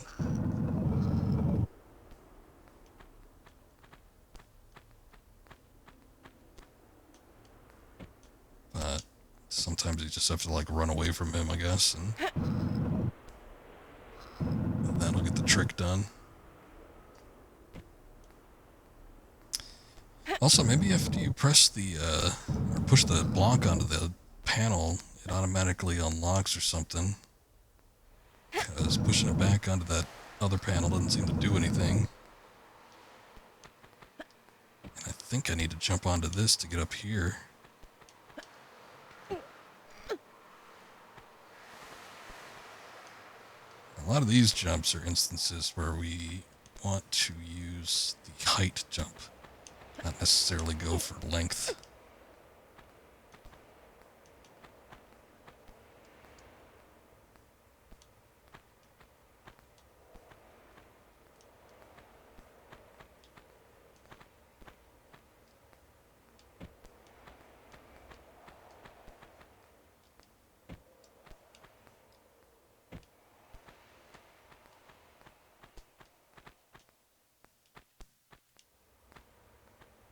Guess there's nothing up there.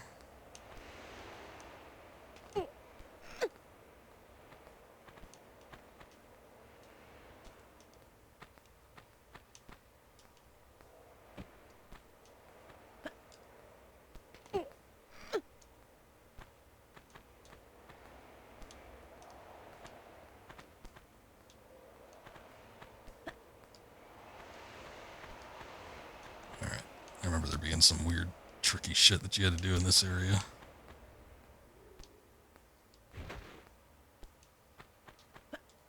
Oh, that ain't it.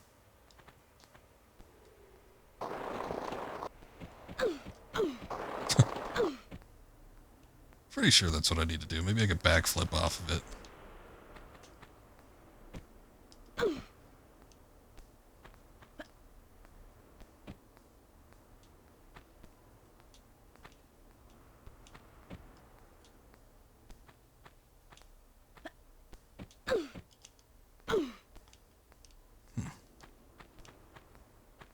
Oh, I think I know what it is.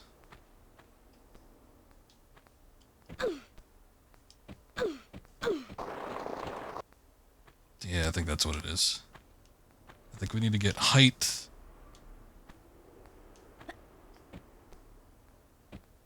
There we go. Okay. I need to be able to get high enough off of the second platform in order to get up to the second level. And we kind of need to do the same thing here. This is where the advanced sort of jumping mechanics come into play.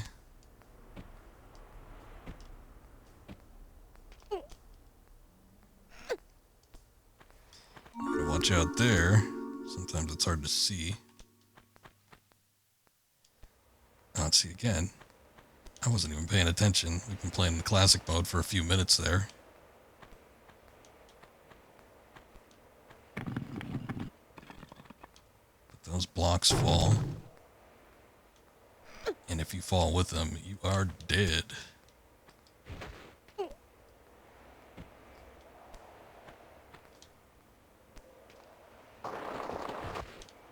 Alright.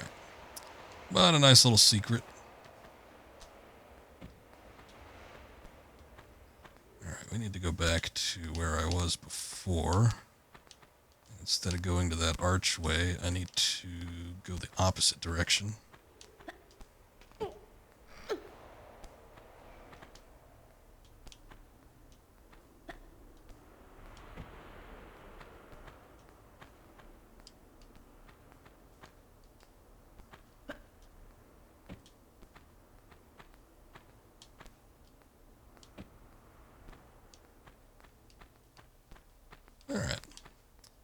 simple enough.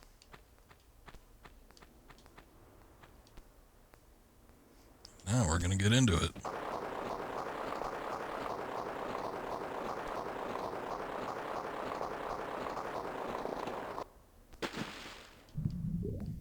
Oh, that was a missed opportunity because I think there's a section up there where you can actually jump and get a secret.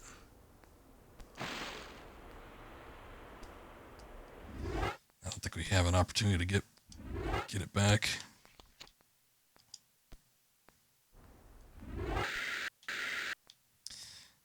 Let me see where that one load is. Yeah, it's a bit too far back for my liking. Oh well. We missed out on, I don't know, probably some ammo or something like that. Nothing too major. But yeah, if you're careful about how you come down off of that thing, off of that big ramp, I think you can get into that little spot there.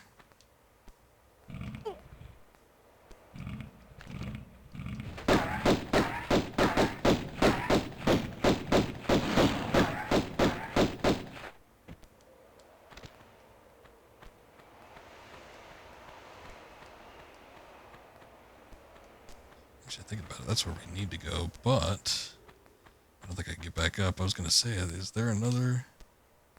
Oh, no, that's... Oh, I've seen this glitch. It's creepy. So there are certain water reflections. I've seen people... Somebody, at least one person, post a screenshot of this, but there are certain water reflections. I think there's supposed to be a water reflection up there. You can see that there's an empty room up there, but there's not supposed to be a painting there, but certain water reflections maps have paintings on them for whatever reason. Definitely a glitch, but yeah, it's very, very strange.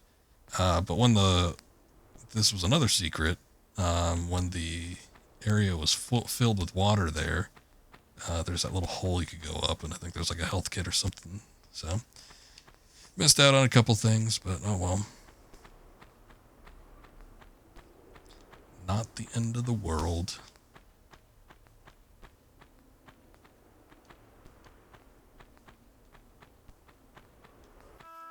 This is where the meat of the level comes into play.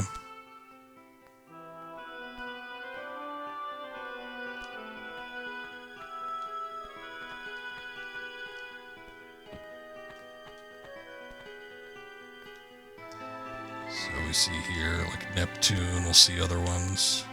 Other doors that have names of Roman gods on them. And we need to find ways to get doors open.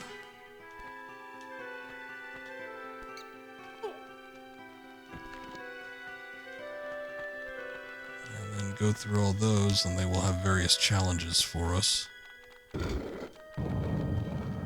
Damocles. It's like one of the last ones usually, I think, because it's closer to the ground.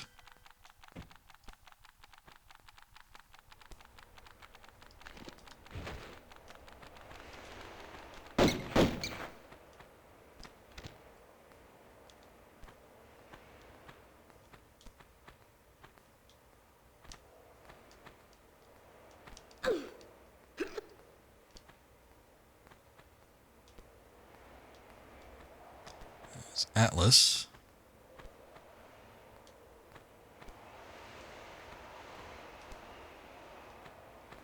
I think that's Thor down there. Since we opened up that one, might as well just go do that.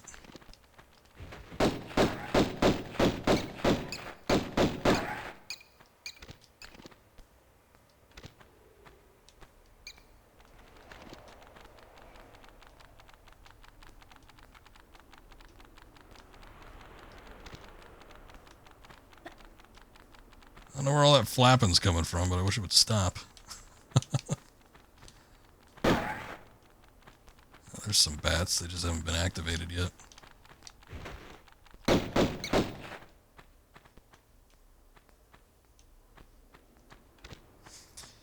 Alright, Thor. One of our first puzzles.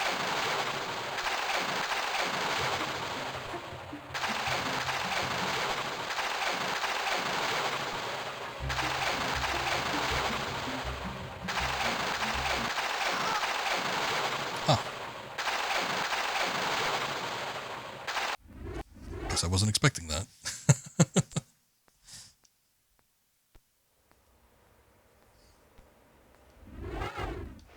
Oh, actually, since I saved here, we could probably get to this thing.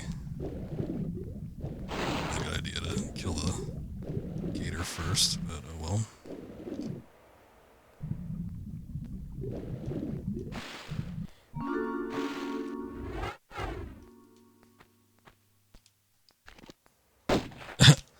There's the other side of that painting. Very, very odd.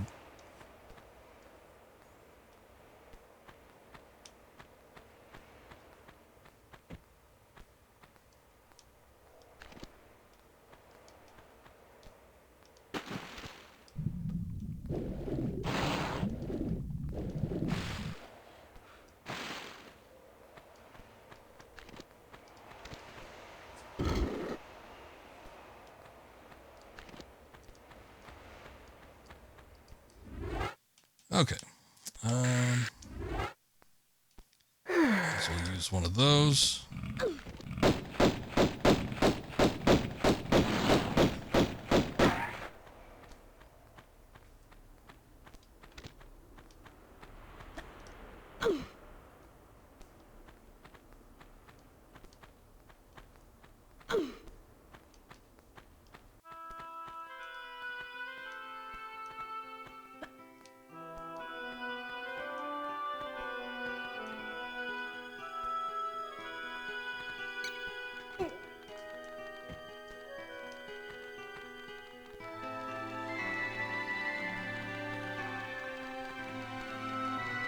Overstepped a little bit.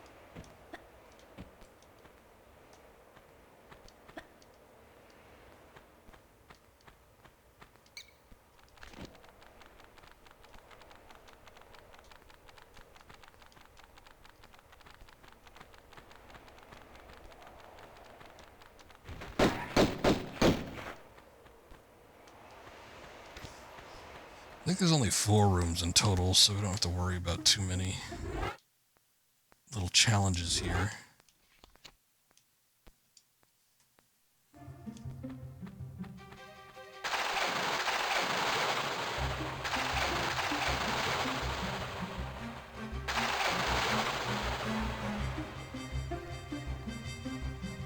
Got that giant hammer.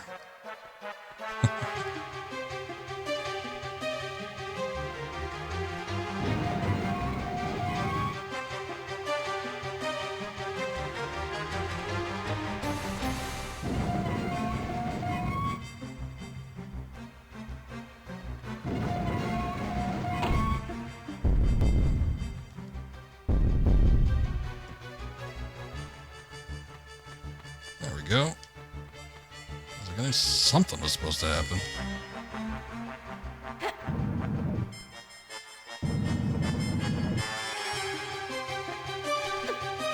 One of the things I was hoping for,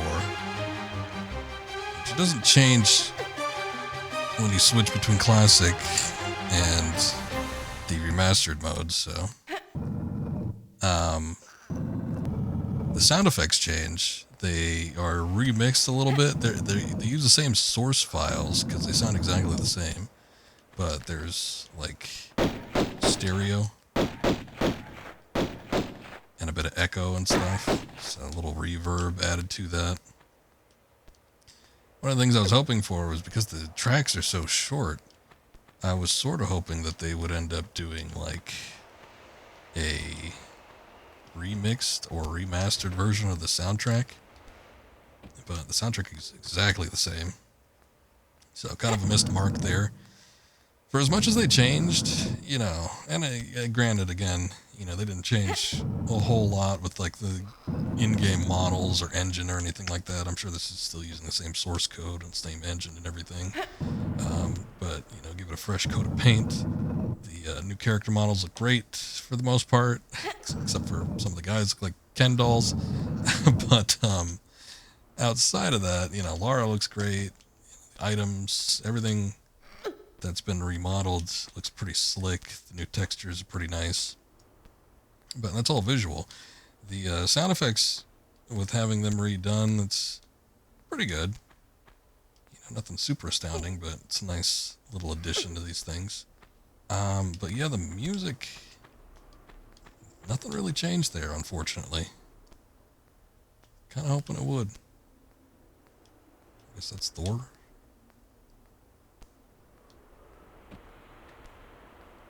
Different here. But yeah, really kind of hoping to see some change in the music department, or maybe add a little bit more ambient sounds or something like that. I mean, these are always, I've always described these games as being real lonely. Solo, that, you know, they could really put the pressure on you. Just based off of, you know, how they look and feel and sound and everything.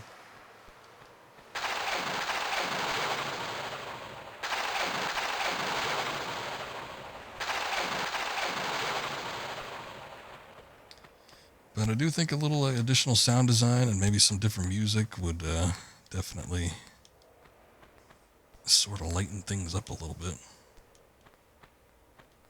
Doesn't need to happen.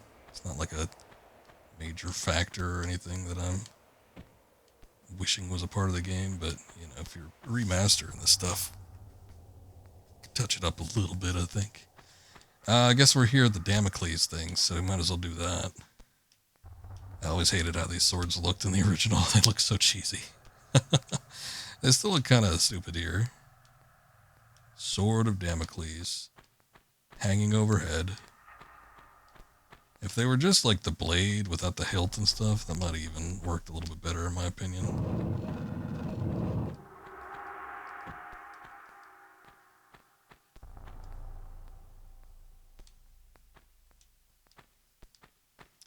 But maybe that wouldn't weigh in as heavily with the theme. Be more of the blade of Damocles, I guess.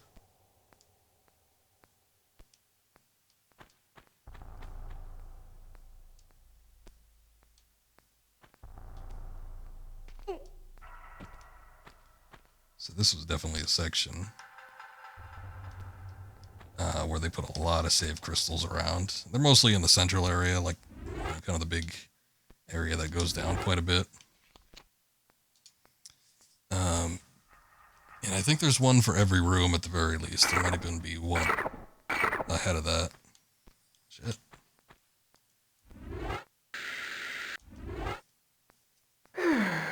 But it's for like challenge rooms like these. And the swords like come after you too. It's not even like a matter of trying to not step underneath them. It's like they're aiming for you.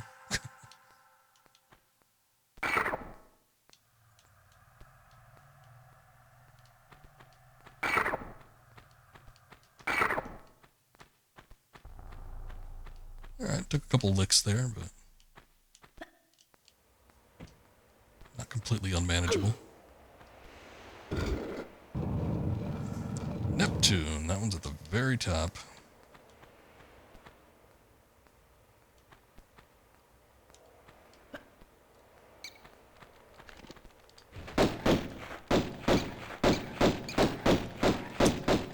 Oh, Pierre, what are you doing? I've actually got a health bar now.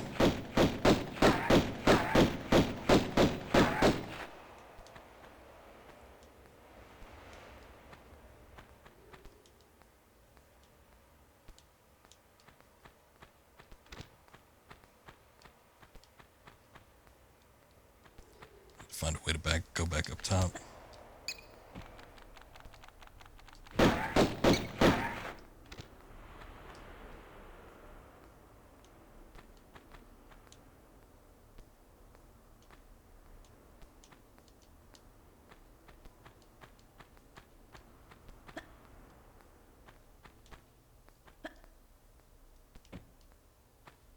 Not quite.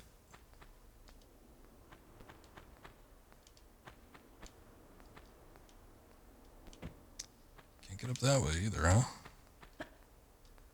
Guess it's gonna have to be over here.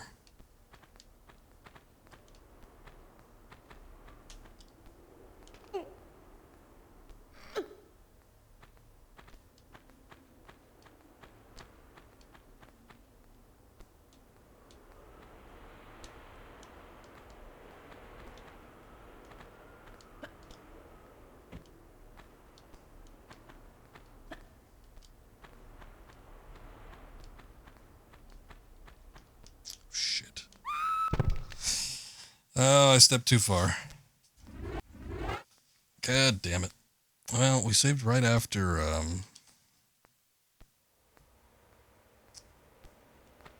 yeah, getting the key in the Sword of Damocles area, so that's not too bad.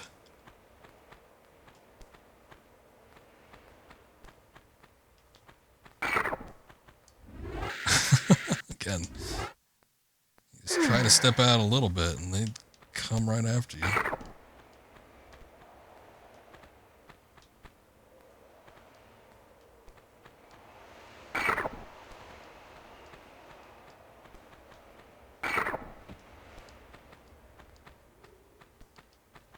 And that one even blocked my entrance.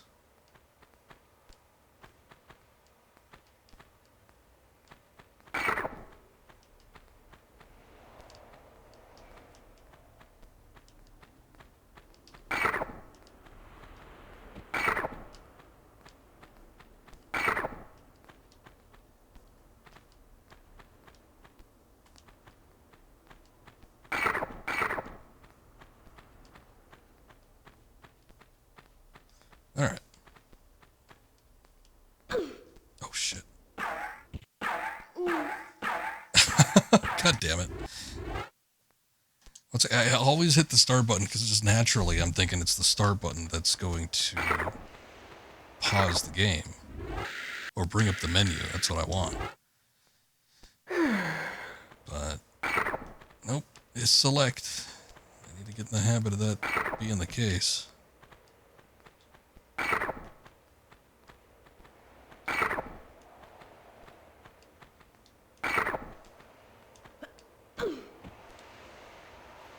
I can't jump over that.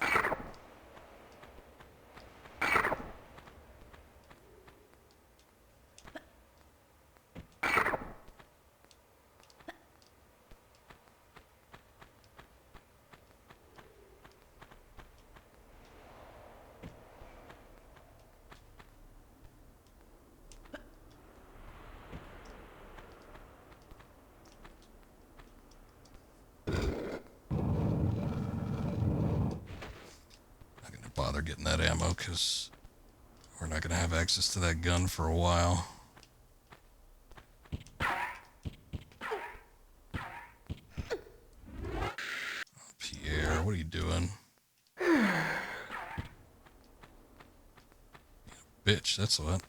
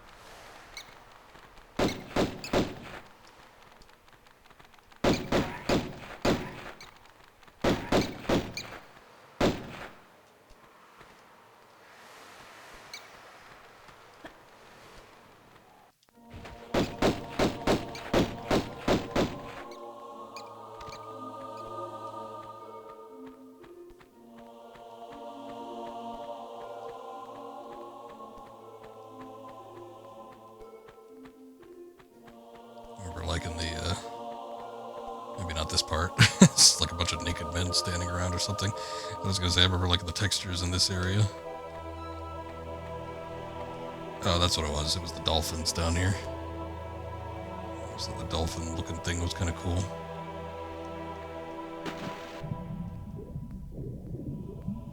Oh boy, this one just drags you right down underneath. This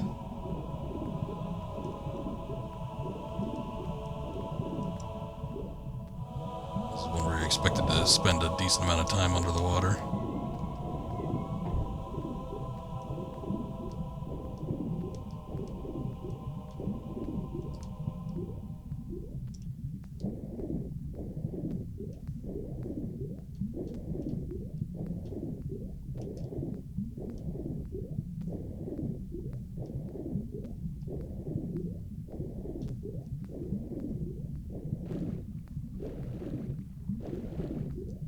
There's like additional sound effects in the original version. It's weird.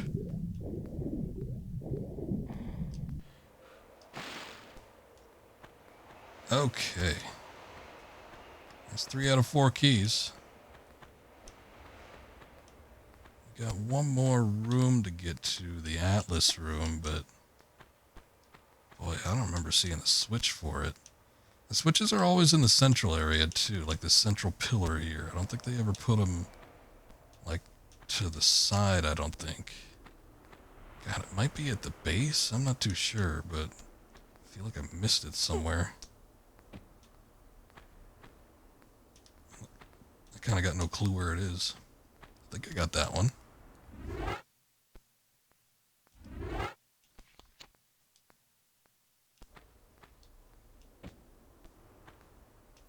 Yeah, that looks like it's in the down state. I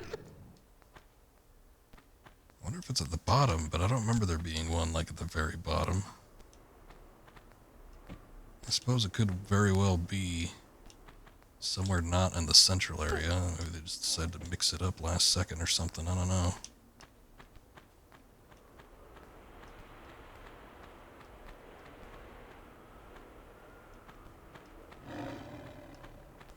Oh boy.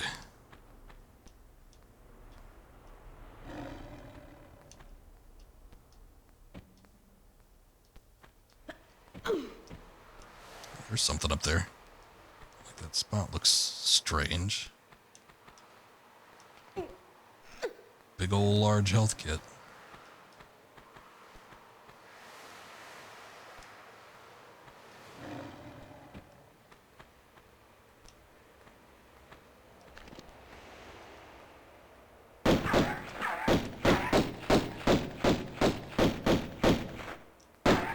The lions don't attack him.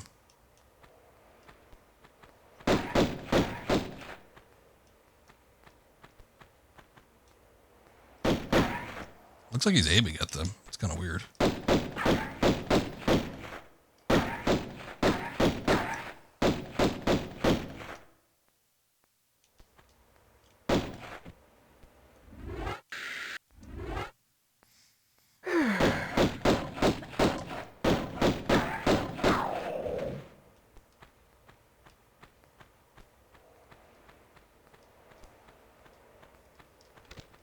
This looks weird.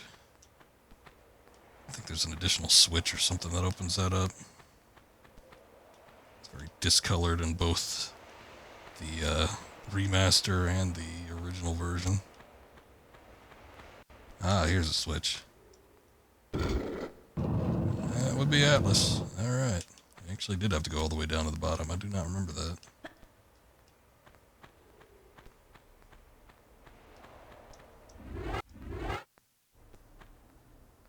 We got some of these keys. Might as well plug them in now, I suppose.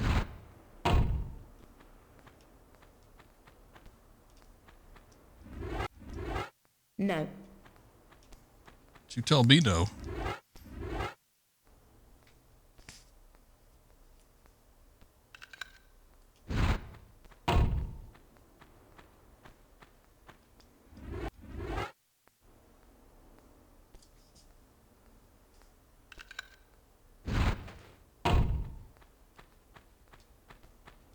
Alright.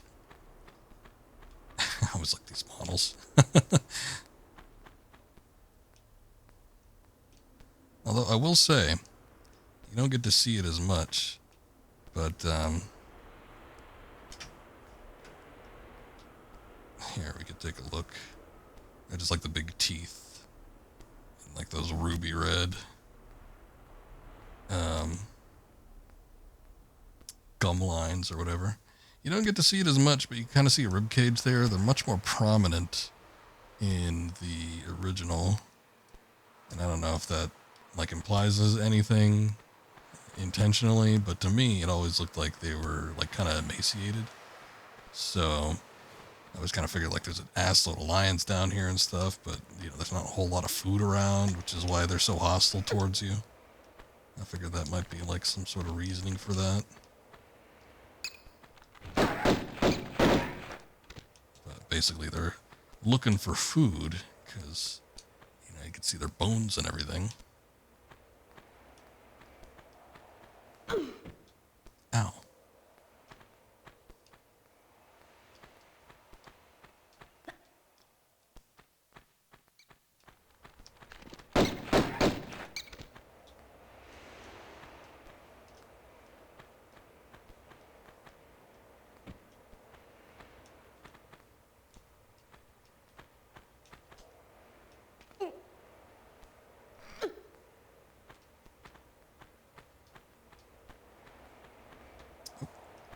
That would be the Thor room. We're good on that.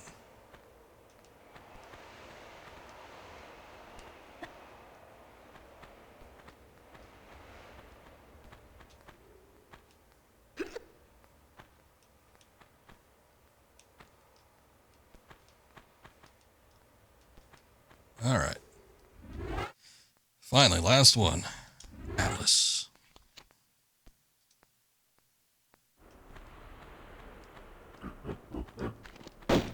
Gorillas. Got a gorilla for sale. Magilla gorilla for sale.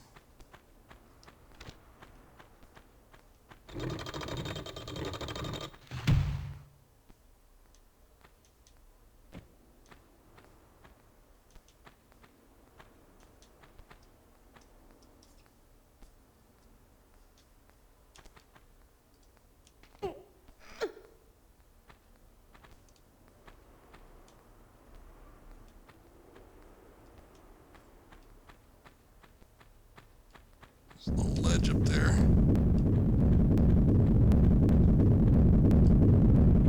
But I was like backflipping over the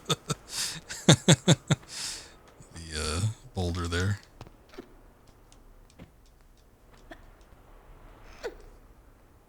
You have to like run to the end though to like sort of level it out, because you can't do it on the incline. It'll trip you up and it'll actually hit you in midair.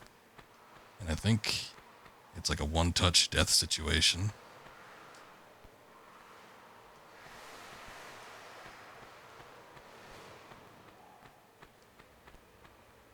So you kind of have to wait it out. You can, I don't know, maybe not. I was going to say, I think you can like run up to this, and if you're quick enough, you can jump up and grab the ledge and it won't hit you.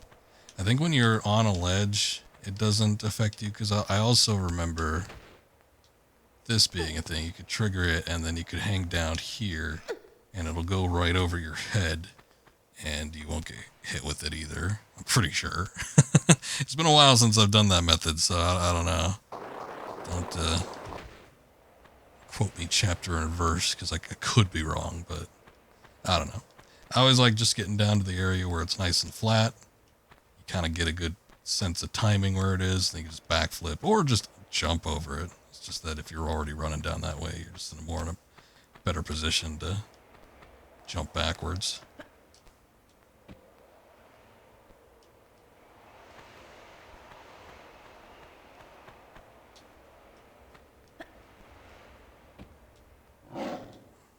Oh, more lions. Anyway, we got all our keys though, so don't really need to worry about anything too much.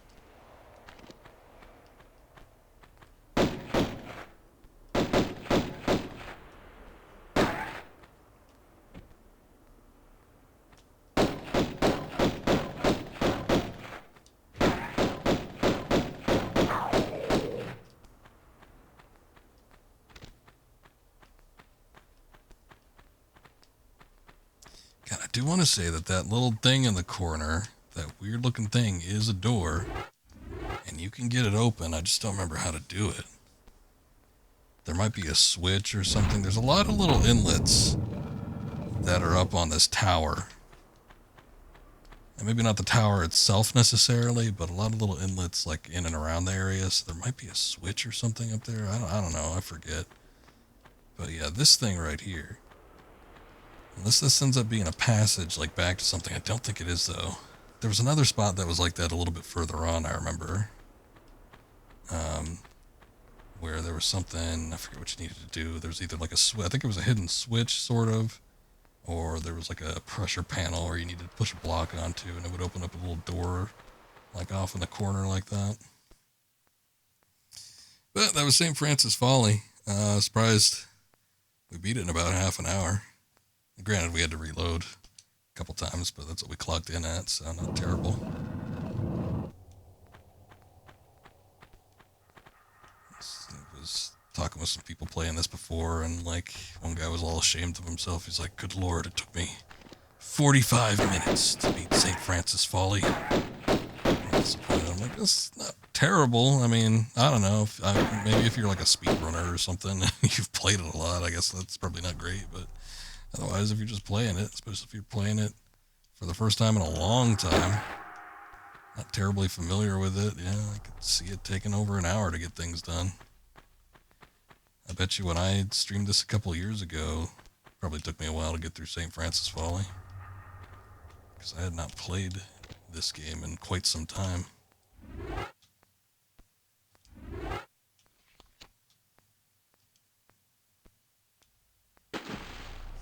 Yeah, I was trying to get that gator to come around, but they get a little shy.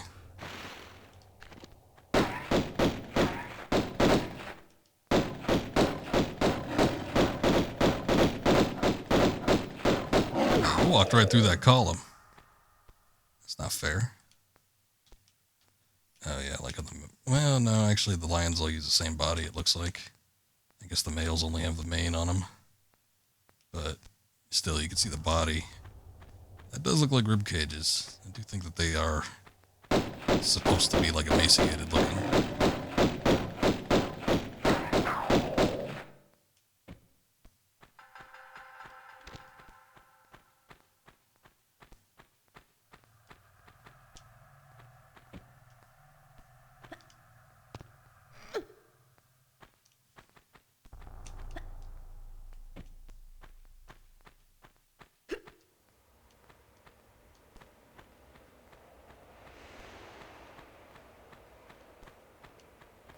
I don't remember if this is where I need to go first. Probably not.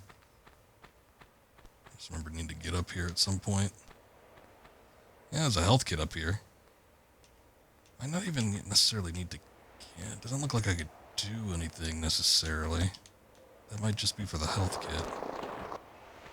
Because there's something in the doors here, like the entryway.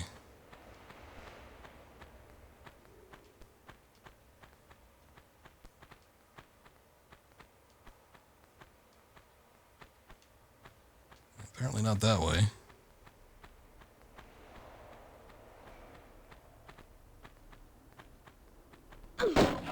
Yeah, I figured. Pop one of these lion bastards in one of these tight spaces.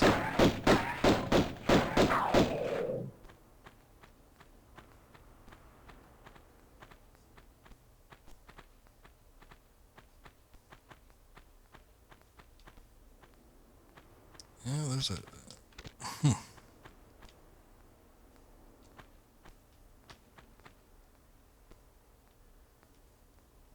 at that. They like put a skylight in here.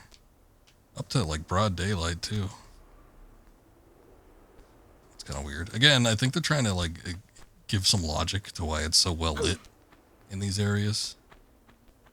I think it's mostly why they're doing that, but... It's one of those things where, yeah, I just don't feel like necessarily needs to be explained. Kind of messes with the atmosphere, too. Oh, boy, these look like... slanted platforms. I was going to say I'd be surprised if I could actually get on top of one, but it looks like I can.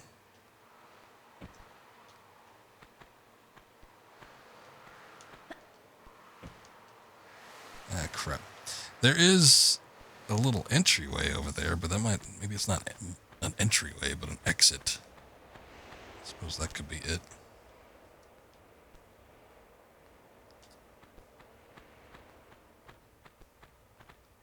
I want to say that there's something up there, too.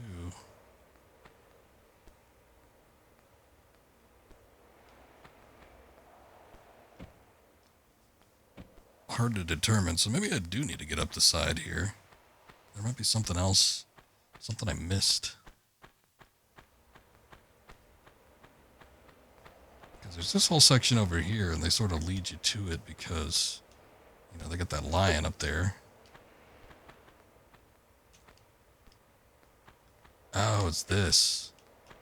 See, I missed this. I went across the side, which gets you the health kit, but you need to go higher up.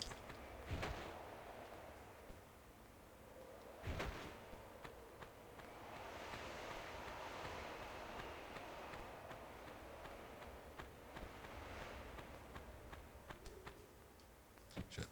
I don't know why I did that. I pressed the action button instead of the jump button.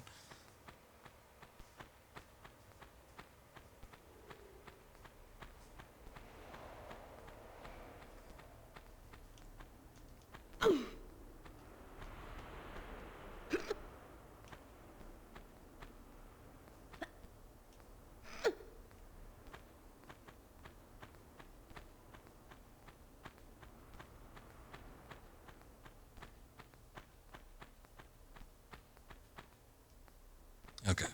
There is something up here. We just needed to get higher up in order to see it.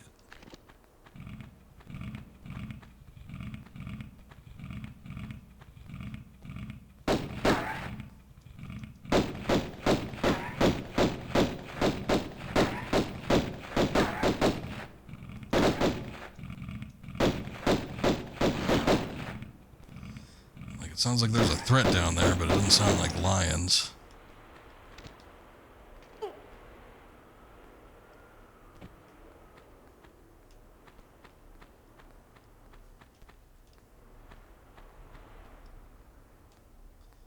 If they were just like grunting lions, but indeed it was the gators. Ah, there it is. I was like, there's no way I can make that jump. That's too long. A crevasse. You don't see these too often.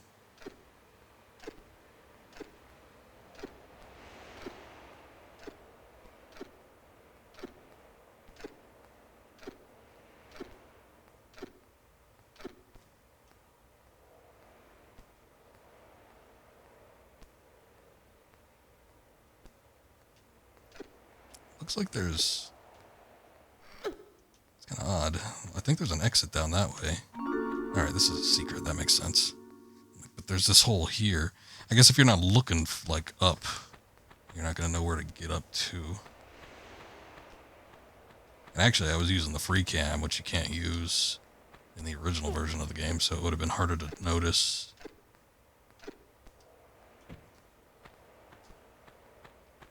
And there's no lighting either, so it would have been doubly hard to notice the secret spot there.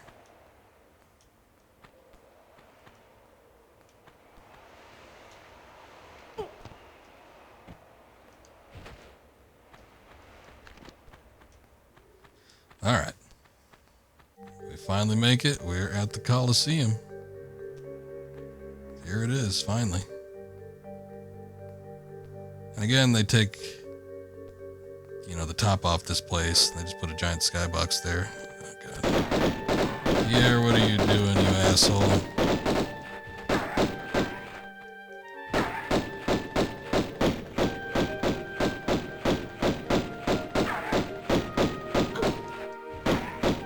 His health bar went away, so I could only... yeah, he's like running away from me, too. I can only assume that he's supposed to be leaving.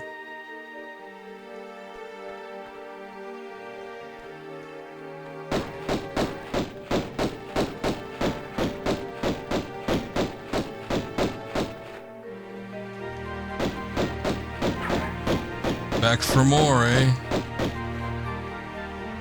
I'm gonna duck out in here and see if he goes away.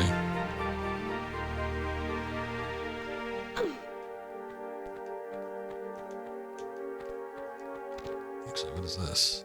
Oh, that might raise those bars. Okay, that goes to the entrance. I guess if we need to go back there. Alright, but anyway. Is Pierre gone? I think he is. There he goes. Okay. So anyway, in the original version of this, you know, it's just nothingness, black, the empty void. So, you know, typically whenever I saw this place, I always figured it was, you know, underground. Which I thought was a kind of a cool concept. Like, sort of like either this civilization that got buried under, you know, a mountain or something due to, like, maybe an earthquake, or potentially that they built, like, you know, this Colosseum and everything inside a cave complex, which would have been, I mean, you know, something like that would be awesome. But, yeah, no, in the remastered version, they just make it broad daylight. It also would lend to this being, you know, fairly hidden away, and would explain why nobody's been down here, why there's, you know, the piece of the Scion that no one's acquired yet, because it's in this hard to access, you know, underground cavern Colosseum type thing. And it's like, but if it was just sitting here this whole time and has like this big old open spot, you could just land a helicopter down here. Wouldn't be a big deal.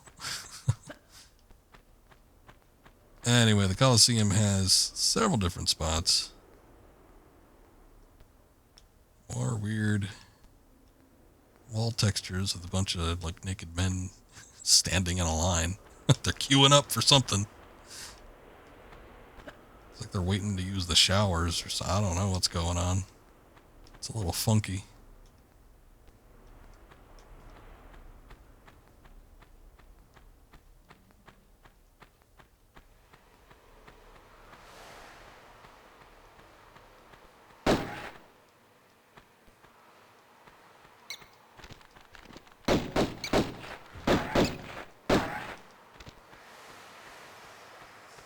One of these, I mean, we could jump down to the actual arena too, but I think one of these is supposed to have a door that can open up. I mean, there's 3 spots that you need to access, I'm pretty sure. And they all have little switches and stuff inside them that you use to, I think, get a key or gain access to the, you know, main viewing spot of the Colosseum. So, it's a bit that you have to work around to get to. I think it's another bat up there. But I think the idea is probably just to, like, jump down into the Colosseum.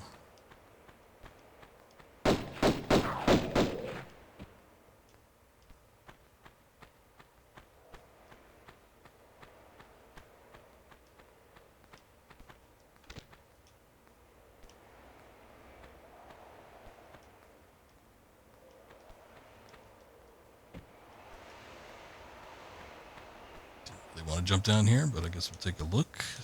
Looks a bit gated off and everything.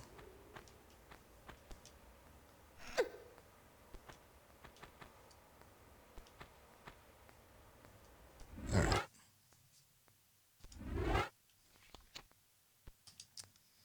I'll make a save here. And, let's see.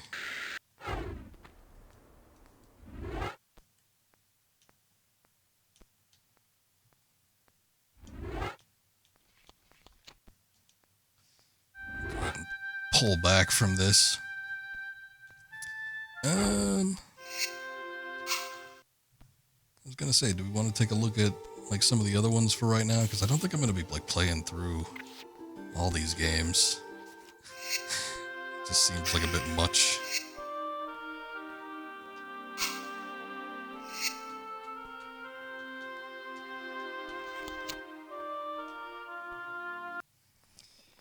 But we can kind of take a look at the other games for a minute. I will go ahead and skip the cutscenes since they're no different from the original. And I have no semblance of needing or wanting to play this start to finish on stream.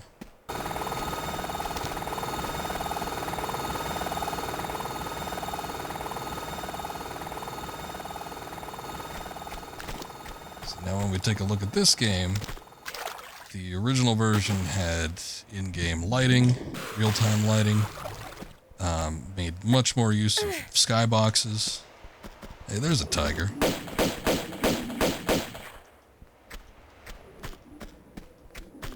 So it felt a lot more open, and I think there was more intention for the game to be, you know, bigger feeling, as opposed to some of the stuff in the original Tomb Raider.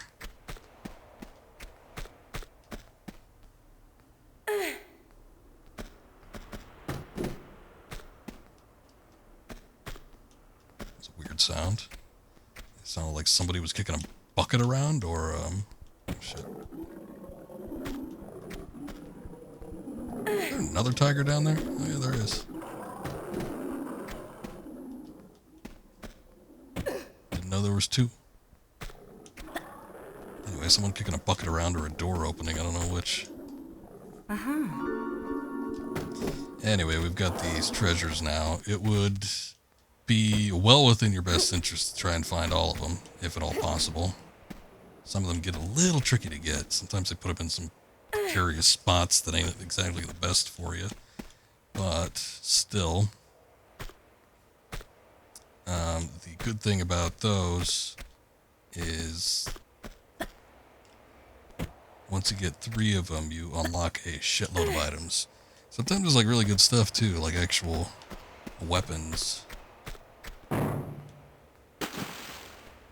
but they can be a little hard to find. I was never the greatest at finding all of them. I remember making a huge effort to do it when I streamed this game a couple of years ago. Shit. I think I actually ended up getting most of them, but some of them are in some really bad spots. Damn. I have to walk to the edge. I ain't getting the timing down right.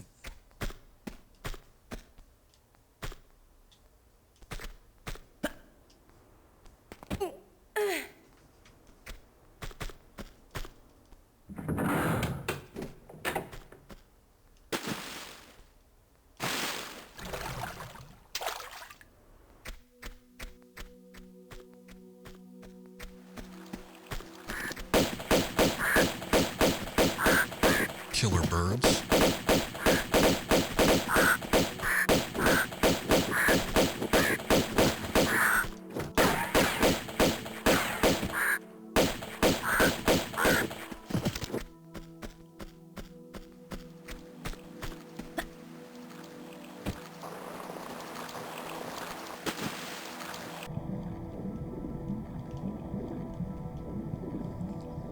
As you play Tomb Raider 2 more and more, you kind of see what I mean by it tends to get a little more combat intensive. It starts off not too bad. It starts off much like the first game, where there's like a lot of animal type enemies and stuff, and you know, just kind of blasting away at them. But then right when you get into like the second set of levels in Venice, that's when it starts becoming a pain.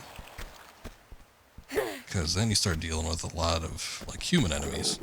And in the original Tomb Raider, you didn't actually have too many human enemies, except for, you know, boss battles, if you wanted to call them that. You know, Andrew Pierre and Larson and stuff. But they'd pop in for short segments or here and there, and then towards the end of the game, you also had,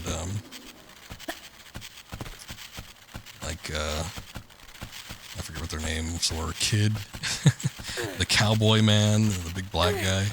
So there's a handful here and there, but you know, outside of those guys, there weren't like a ton of human type enemies.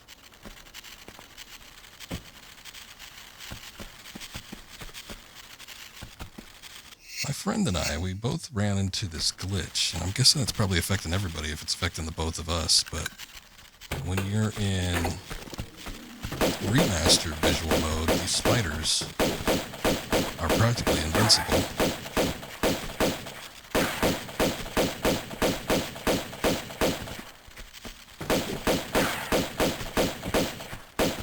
I can't figure out why that is.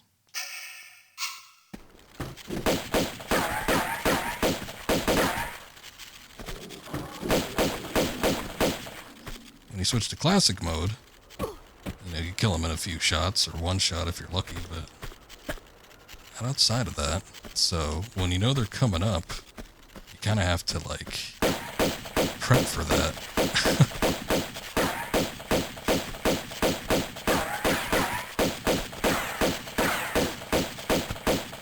Even now, they're sort of taking a bit of doing to actually kill. I don't know if that's like a coding error or what. But yeah, when you're in remaster mode, it's practically impossible to kill them. You can see a lot of bright flashing now and all that muzzle flare going off. That's the in-game real-time lighting.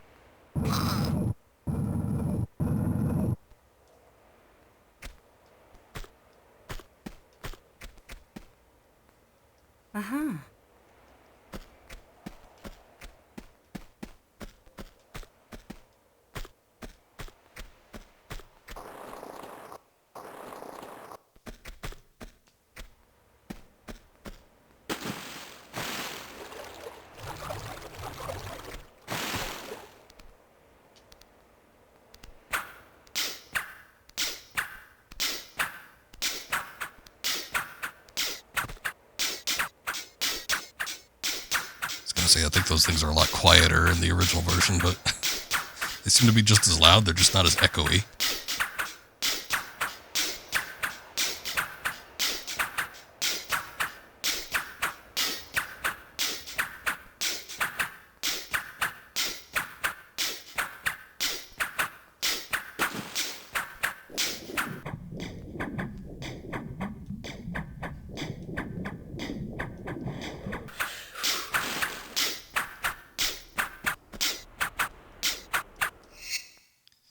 Okay.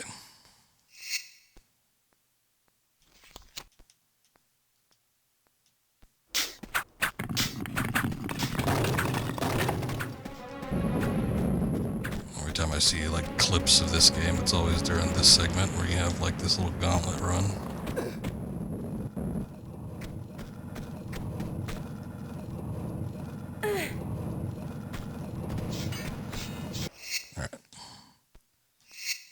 Another save here because there is an idol that's in a very, very bad spot. Make sure again that you get it because you want the items that unlock.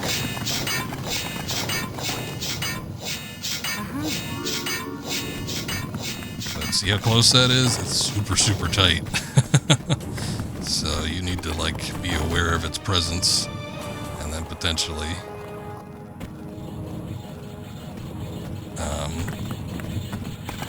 save right before it so you don't actually end up dying. Okay, so now we're down here. I'm going to switch back to the classic view mode because there's a lot of spiders that start coming out.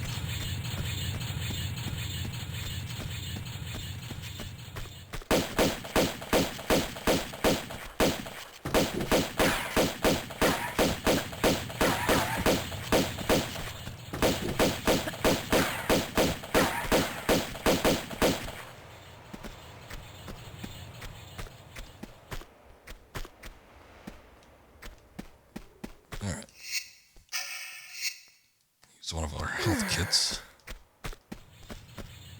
Alright, one of the great early secrets in Tomb Raider. It's going to be a bit of a callback to the first game. But you see, when you first enter this area, there's a zip line. And it's very tempting to just want to hit that up, especially if you got like those spider enemies pursuing you or something. You're not going to exactly want to stick around too long, but take a look over the ledge. You will see that there's some spots where you can drop down onto. So you take that down.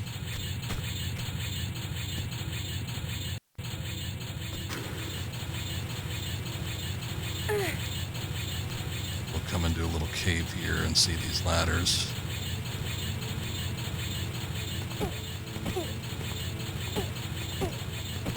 Never want to let her fall too far because there's a point where she'll no longer be able to grab onto the ladder. Come down into this little hidden valley area.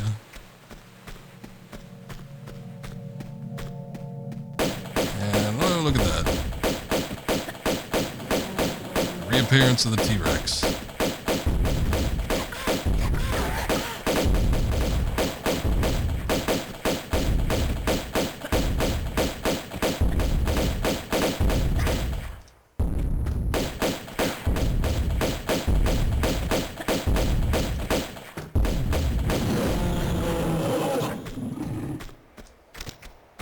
I always felt like it was easier in this one than it was in the original game, but having just played the original like back to back with this, I'm not too sure.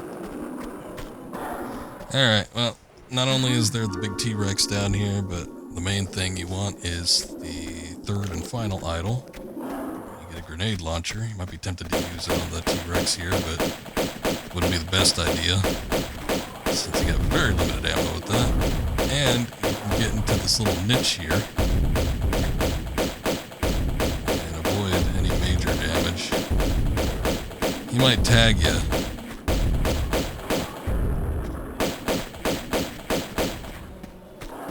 Yeah, almost died in the same spot.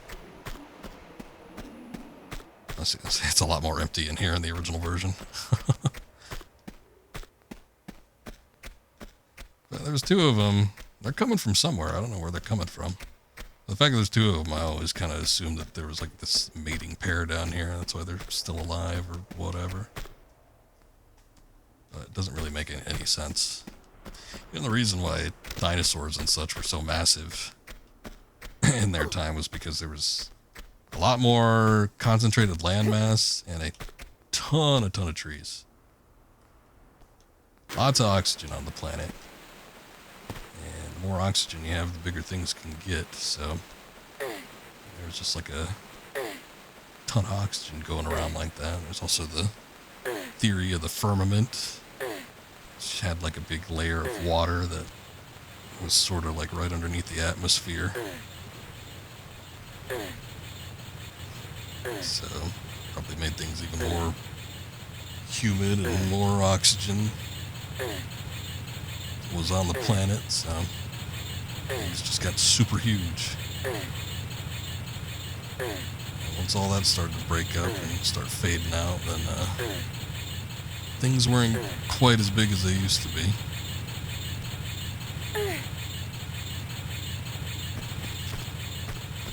Okay. Climb all the way up top. Back down to this spot.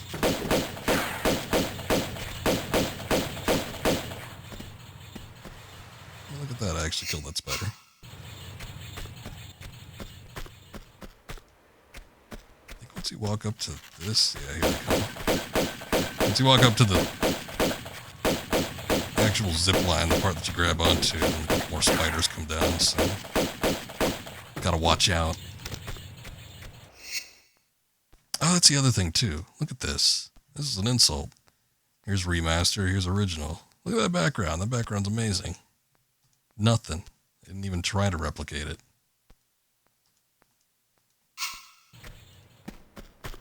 Anyway. Disappointment aside, I guess it's fine.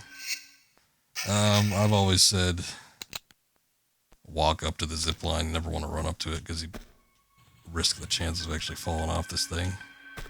If you fall off completely, that would not be good.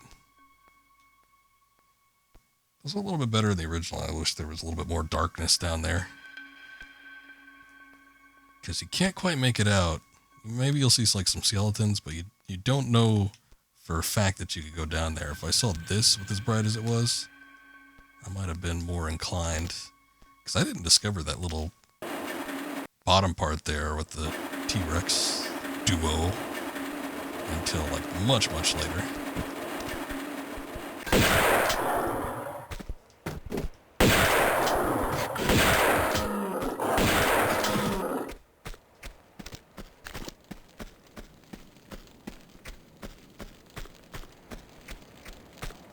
Okay.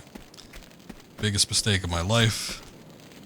Any fire in Tomb Raider can set you alight. And you will burn and die. There's no way to put out a fire unless you submerge yourself in water. It's the only way to do it. And there's no water around here. Very, very cheaply, they've got this fire here, and it just looks like a campfire. You don't think it would be able to do much of anything to you, but you walk up to it, you will get set on fire. Watch. And we're dead.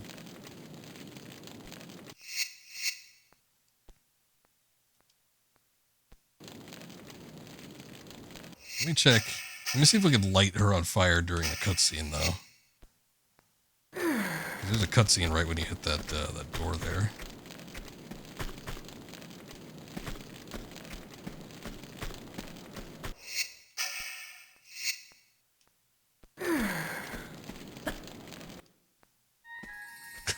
Aw. No blaze.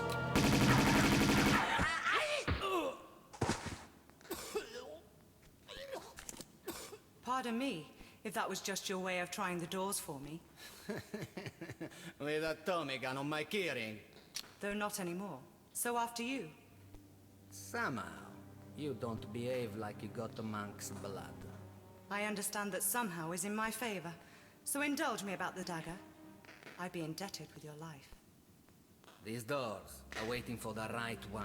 The right time to arrive. And then the dagger's blade will honor the hearts of those who believe. So unless you pledge your loyalty as well. And which one is that? To the sins and fortunes of Marco Bartoli.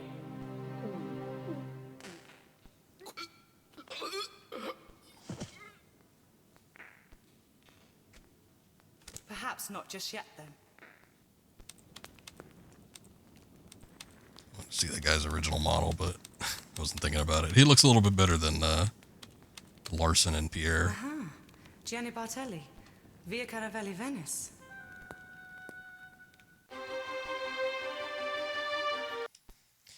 That's it. Missed out on a couple secrets, but found stuff for the most part. Anyway. Just wanted to play the first level there so we can kind of get a look at it. I think I'll come back to this and we'll do a little bit more of the original Tomb Raider. So look, you can flip between the original and the remastered. Title screen too. Kind of neat.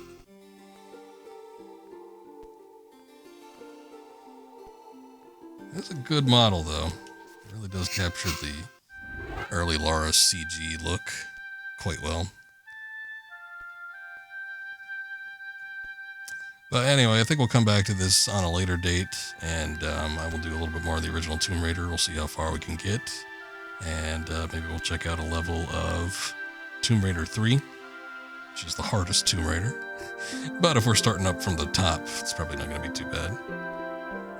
But I think I'm going to call it here. My voice has been kind of shot tonight, unfortunately, so I haven't been feeling that great. And then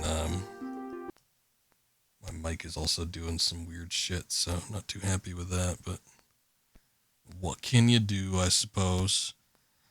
Anyway, yeah, we'll go ahead and call it. I'll be back.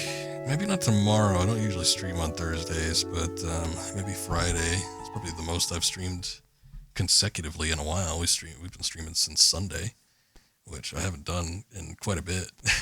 Usually I do like Monday, Tuesday, and Wednesday if I'm even lucky, but it hasn't been a factor for a couple months now, or I've done any longer than that. But yeah, we might come back. I want to do a little bit more, especially since the internet went out last night. I want to do more of the Enter the Matrix, see if we can finish that up. I was taking a look. It doesn't seem like the second character Ghost. He's got some different live action cutscenes, which is nice.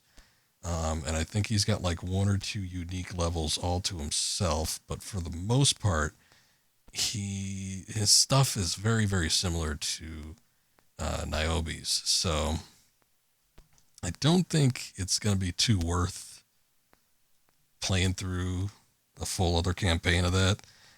So I just want to see if I could knock out the one we have remaining, and then maybe we can move on to Path of Neo after that. Kind of looking forward to playing that one. But yeah, I do kind of want to get those Matrix games through before we do some Final Fantasy Rebirth at the end of the month. And actually, I've been kicking around the idea because I've had the integrated version for a while, but I still haven't done that Yuffie DLC, and I'm sure it probably sort of bridges a gap.